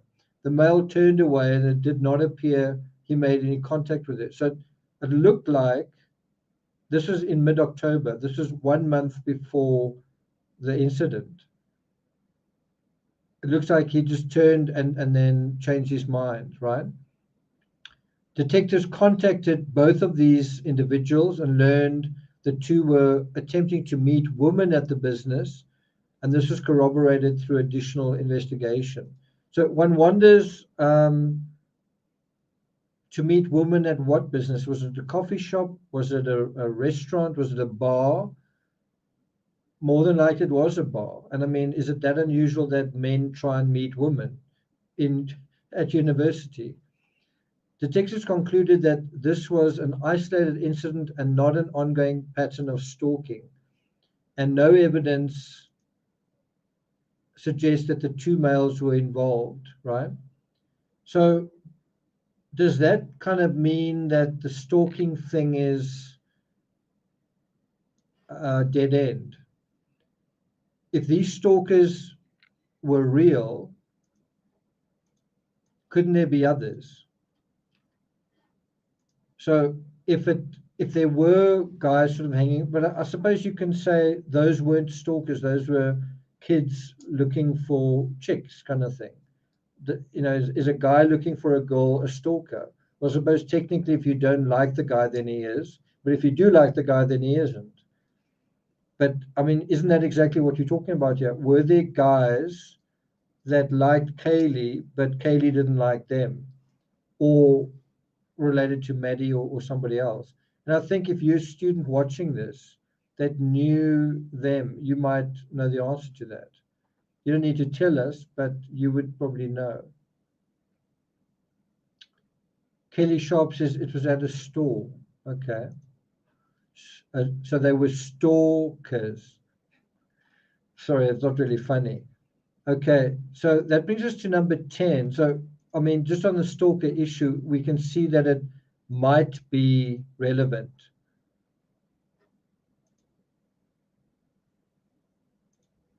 Okay, so law enforcement want CCTV from these roads, West Taylor Avenue. That's here.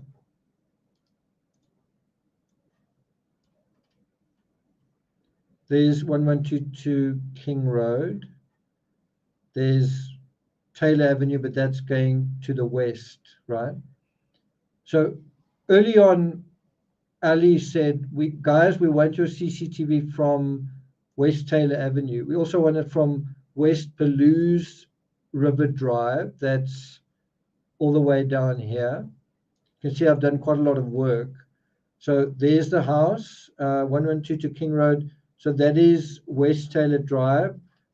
West Palouse River Drive is over here. So that section of it, right? There's the Moscow Police Department. Then they also asked for footage from Highway 95 South to the 2700 block of Highway 95 South.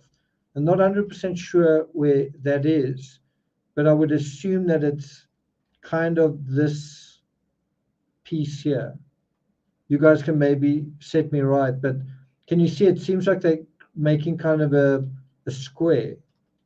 We're saying we want to look at everything within this square. Doesn't it seem like that? And so the next aspect is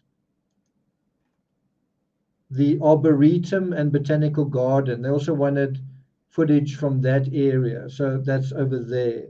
So can you see it kind of creates a kind of a square? Law enforcement was saying we want footage from that road. We want footage from this road. We want or maybe going down a little bit further than that. We want footage from from this road, and we want footage from this sort of area as well. So can you see how they kind of seem to be saying, we want, if you in this area of kind of the student community, then in this sort of square close to the King Road, then send us your CCTV footage. Well, guess what? I think they would have gotten something from there, from this A&W restaurant, but the food mart lies outside of this area.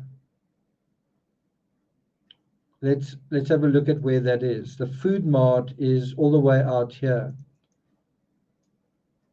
That's where it is. Let me take that away and do it like that. So can you see here, if law enforcement was saying we kind of want all the CCTV from this area, that's the part that we're interested in. Well, that's where they got a bingo, all the way out there, way out of this area. And I think what that may suggest is that law enforcement were thinking, certainly the same thing I was thinking, maybe what you guys were thinking as well, that, yeah, definitely, that the perpetrator is a student, so we need to look for the perpetrator within the student fabric. Forget about the rest of Moscow. But this suggests that the perpetrator is from outside of that fabric, way outside of it. Doesn't it? Doesn't it suggest that? Lived locally, wasn't necessarily a student, or certainly didn't live in the student community. Well, there's someone here that says, I missed something. What happened at the food mart? So I'll tell you quickly, is they found footage of this vehicle at that food mart, and they saw that this vehicle passed by on Highway 8 and then turned down a road right by the food mart. That 802 Troy Road is where the food mart is. And they could see in the footage from the food mart that the vehicle turned down a road. So it must be this road, which is Siner Avenue, which takes you to 112 King Road.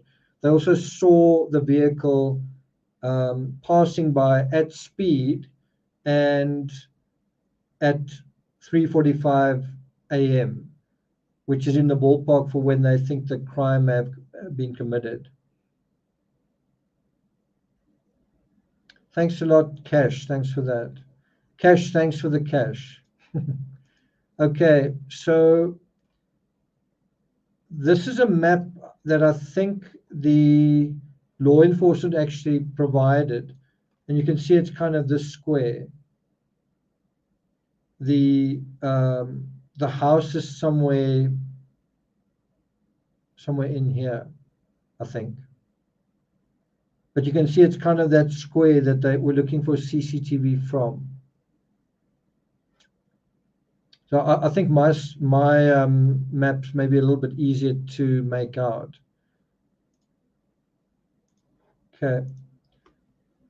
So the Independent notes that, quote, law enforcement have not revealed why they are honing in on those particular areas of the city.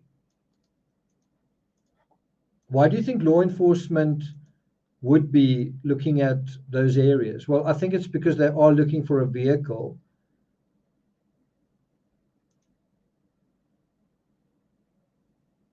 And they think it's a student that's part of the fabric of the student community.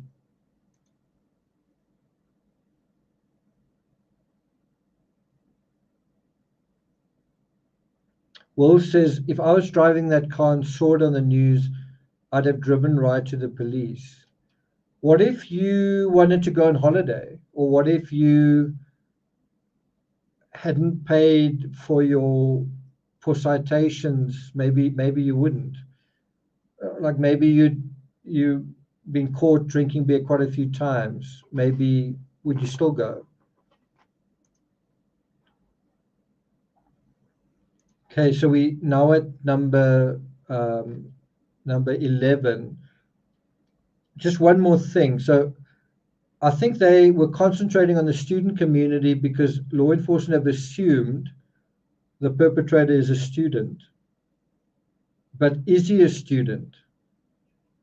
The Food Mart sighting suggests he might not be a student, or he might just not be staying in the student. And if he's not, what does that mean?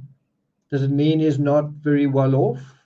That he's kind of a poor student? Maybe he was given the car by his parents, or maybe he borrowed that car that night or something. So let me ask the question again. Do you think the perpetrator is definitely a student? So where the wind blows says ex-student, that's also interesting, ex-student. Definitely interesting if you think that the person that they might have fallen in love with is now going to leave, and how do they feel about that? The songbird says not a student.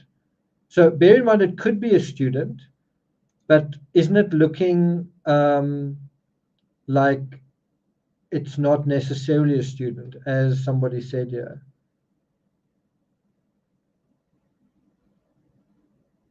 Paula Buck says commuter student, maybe.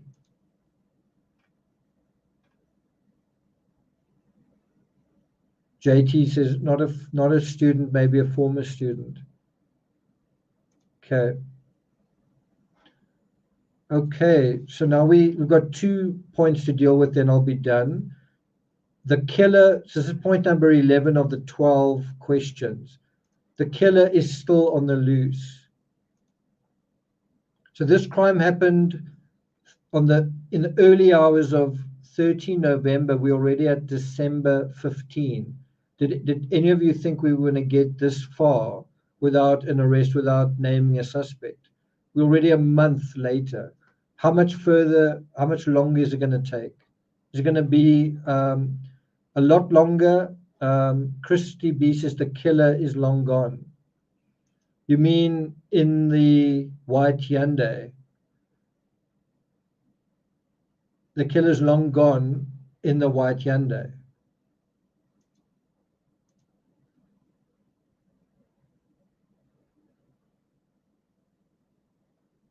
I mean, if you want to talk about cars eluding law enforcement, you should look at this channel's coverage of the Vicky White case.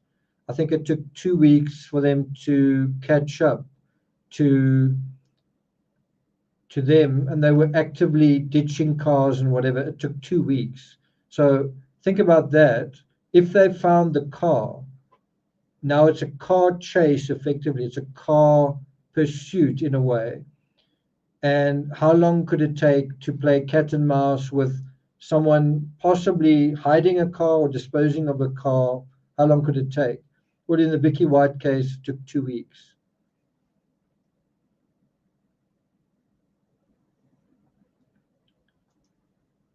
So the killer is still on the loose. Is he a threat? Could he kill again? If it's a targeted attack, probably not. Could he kill again? The killer is still on the loose. What do you guys think? I think if he was going to kill again, it would have been sort of during this graduation weekend. Doesn't that make sense? And then the final point that the Independent bring up is links to other incidents. That's the 12th and final point.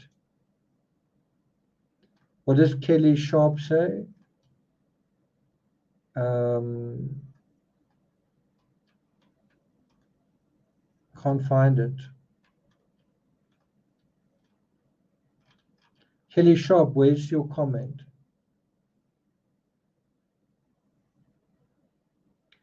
Is it really 1 week per victim? Oh, it's really 1 week per victim if you think about it. Yeah. Wait, what says, I agree, the killer is long gone in the white Hyundai. Okay.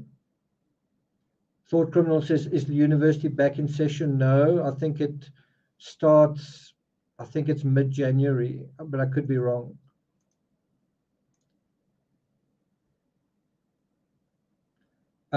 Ted, good point. He says, if it's a targeted crime of passion, then it's over and done. Yeah. Unless the killer starts, if YouTubers call him a coward and YouTubers say things about him that he doesn't like, he's emasculated, he's whatever. And if that really starts to bother him, who knows? Who knows what could be the result of that? But you sort of feel like it's personal to a person. It's not really a gripe against society, although it could be. There could be a gripe against society element here.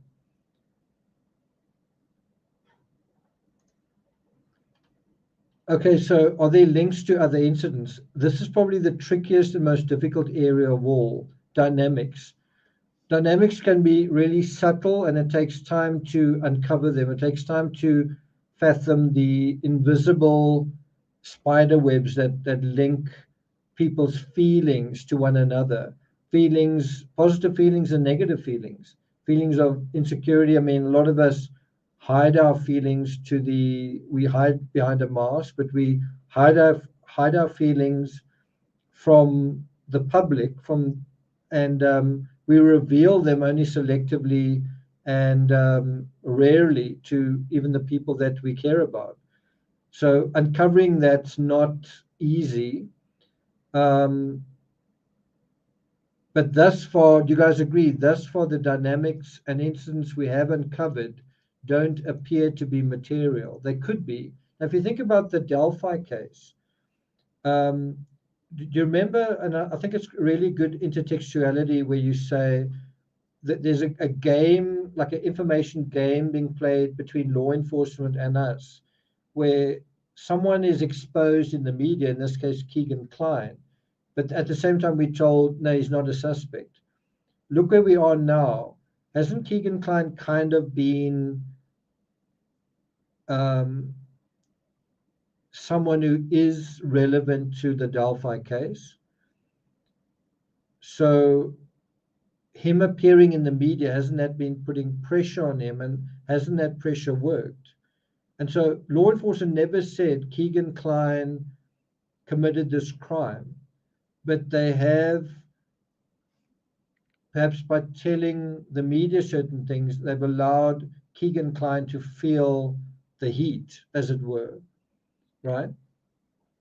Is something like that taking place here?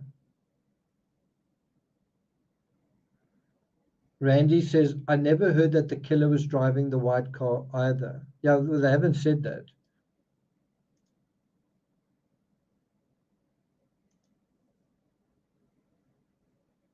Yeah, he was the catfishing guy. But what I'm trying to say is they never said he was a suspect, but then he ended up being both suspicious. And if you take what has come out of late, possibly more than that, ... I mean, it seems like, based on that Daily Mail article that I cited in my last video, that there was a plea deal. And if there's a plea deal, then he did know certain things. And it's not just one of the cleared suspects on the way to Richard Allen, right? So could you have a situation like that here as well? There's a little bit of a game being played with that. We'll see, I guess. So what do we know? We know Kaylee's social media was more active and to some extent suggestive than the others. We know Kaylee stood out from the others for several reasons. We know Kaylee's relationship status appeared to be the most fluid and complex. Am I saying anything that sounds shocking, unreasonable? That does it sound like it's what's the word? Reality. Let me say that again. What do we know? We know Kaylee's social media was more active and to some extent suggestive than the others. You might say, no, it's not more suggestive. Was it or wasn't it? We know Kaylee stood out from the others for several reasons. We know that Kaylee's family stand out from the other family members of the victims as being a lot more outspoken, a lot more agitated, a lot more emotional. So was that the same? Was that personality the same with Kaylee? We know Kaylee's relationship status appeared to be the most fluid and complex, and she also mentioned a stalker. Very likely, law enforcement have found something on her phone, social media, or in comments made by the survivors about Kaylee's inner private world. Even knowing this, it might be hard to pinpoint one emasculated male from another. This is difficult and will require time, patience, intuition, and a lot of a lot of following up. I think a lot of the students that are being interviewed will have to think carefully and sensitively and deeply about the people they know. Did they really know them? Did they really notice them? So, in other words, what let me take a drink of water here.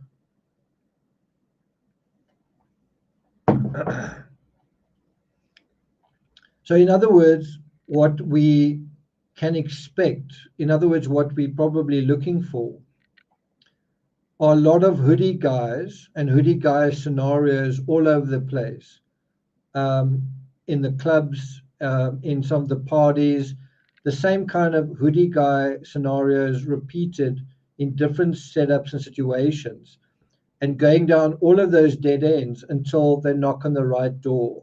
And one of those hoodie guys turns out to be the hoodie guy. That's, I think, the job law enforcement have kind of got to do. Look at the dynamic with Kaylee and a hoodie guy and figure out which one is the real one. There are going to be all of these counterfeit dead end scenarios where, such as the stalker scenario, where things looked quite suspicious, but they're not really until you get to the one that is the one.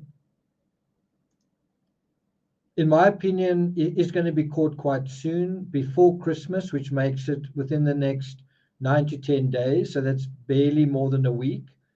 And I think he'll be caught before there's a chance or a temptation to kill again. I also think the Food Mart sighting is the second most crucial breakthrough thus far in the case, and may well lead to more. There might be more sightings as the investigation gathers speed and momentum. So bottom line, I think what you're talking about is any day now. That's just my opinion. Maybe it's wishful thinking.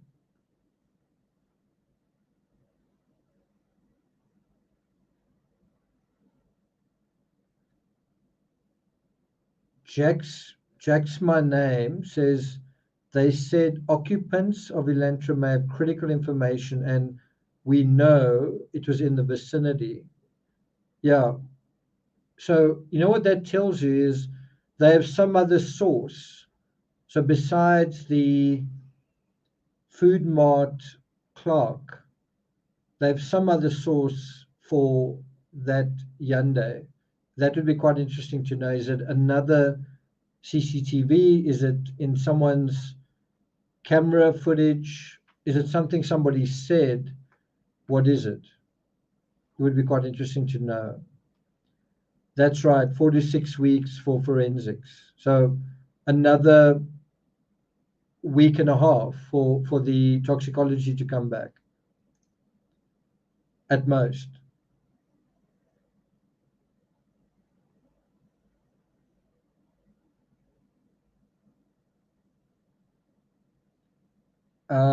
Laurette says, how can I send you my PE? What is PE?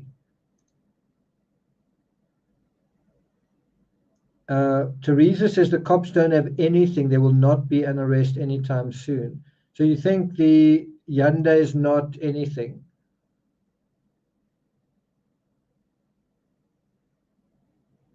Good point. Good point. You know, if you take that question seriously and you say, why was she trying to call her ex? or wasn't it because she was paying attention to other boys that night, and so much so that she either forgot about him or neglected him, or I don't know, got so carried away with whatever she was doing or the attention she was getting that he was sort of on the side, right? But doesn't that just show the amount of attention she was getting, and I guess wanting to get, that her ex was pretty upset?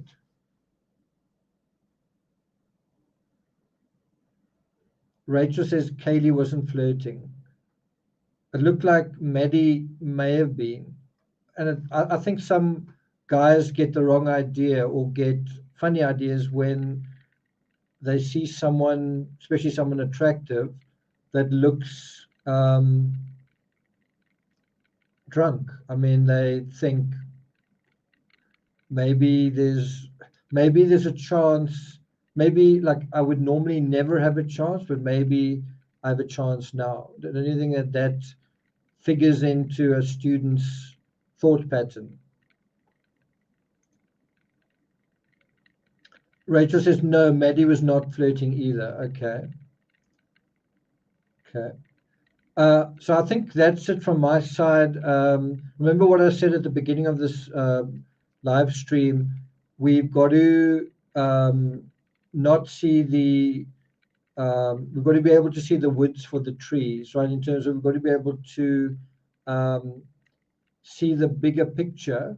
We don't want to get lost in the details, that you don't see kind of the bigger picture, but you've also got to be able to, at the same time, see the details in the woods. That's the trick here, and that's what you've got to try and do. And you've got to, in terms of your thinking, try and balance both sides. Where you say, instead of fixating on this suspect or fixating on that thing, like the white car, let's try and think about all these different things. And so that's what I try to do in this analysis. We've tried to think globally, but also try to think in a very precision way. And I think that makes us much better investigators, because you've got a comprehensive approach and sort of multidisciplined, right? And so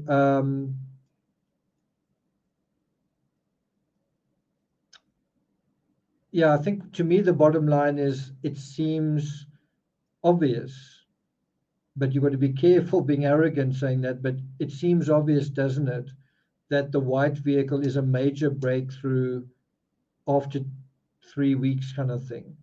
And then the sighting from the food clock. Are we going to have more breakthroughs tomorrow, the next day, the day after? It feels like we are, doesn't it?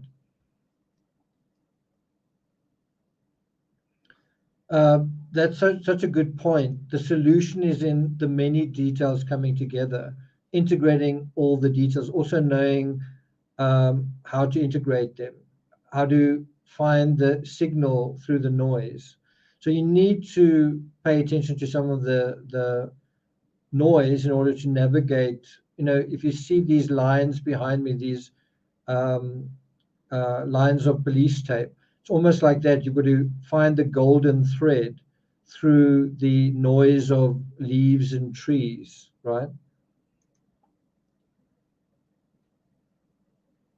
Hey, Jude says thanks for this live, Nick. Mods and chat, thanks a lot. Yeah, we do have a lot less. We do have a lot less. Well, I'm actually quite tired, but it is 20 to 5 in the morning, so I think I'm gonna wrap up, and then I'm gonna try and find a pillow. The reason I try and do these lives so late is because it's the best time to get you guys. So I hope you guys appreciate it. Okay, the Android says maybe the police are trying to buy time. I would imagine they would find cool profile picture. I would imagine they'd be able to find the vehicle really, really quickly. But I suppose if the last sighting of the vehicle was like November 13, then maybe they do have a couple of weeks head start, who knows. Prezi says, do we have homework? Your homework is to read, let's see if I can find it.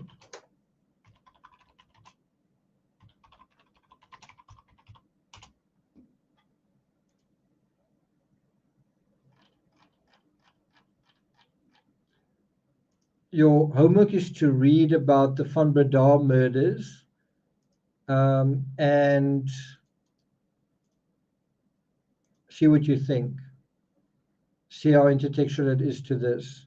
And if you really want to do homework, you can also go to the Wikipedia of the O.J. Simpson trial and just, you don't need to read all of it, but read kind of what happened there, and it'll probably give you a sense of what to expect in this case. I really like that answer. Where is it now?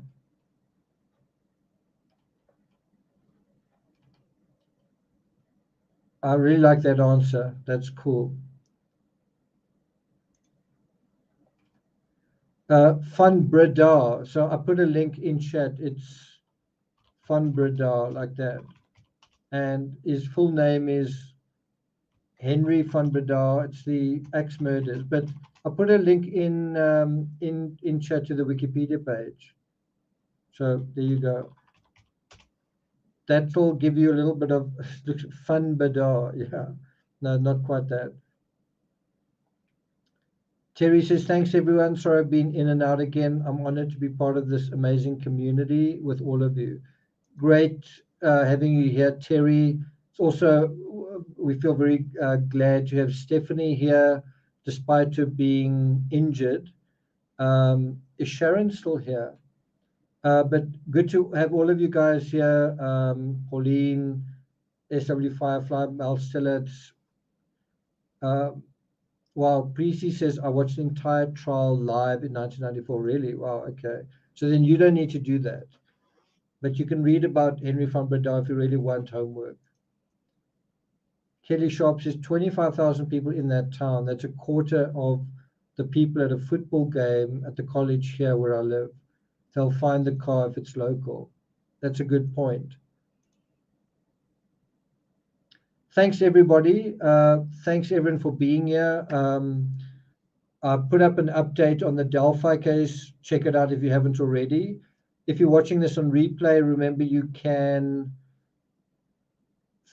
hit the thanks button. And also, I'm trying to get to 100,000 subs. So if you want to, if you like me, if you like the content, I just want to encourage you to hit the share button, share to Reddit, share to Facebook, share to Twitter, share to social media groups that are discussing this case. And this was, I think, quite a good episode dealing with sort of 12 different areas. It was done quite systematically.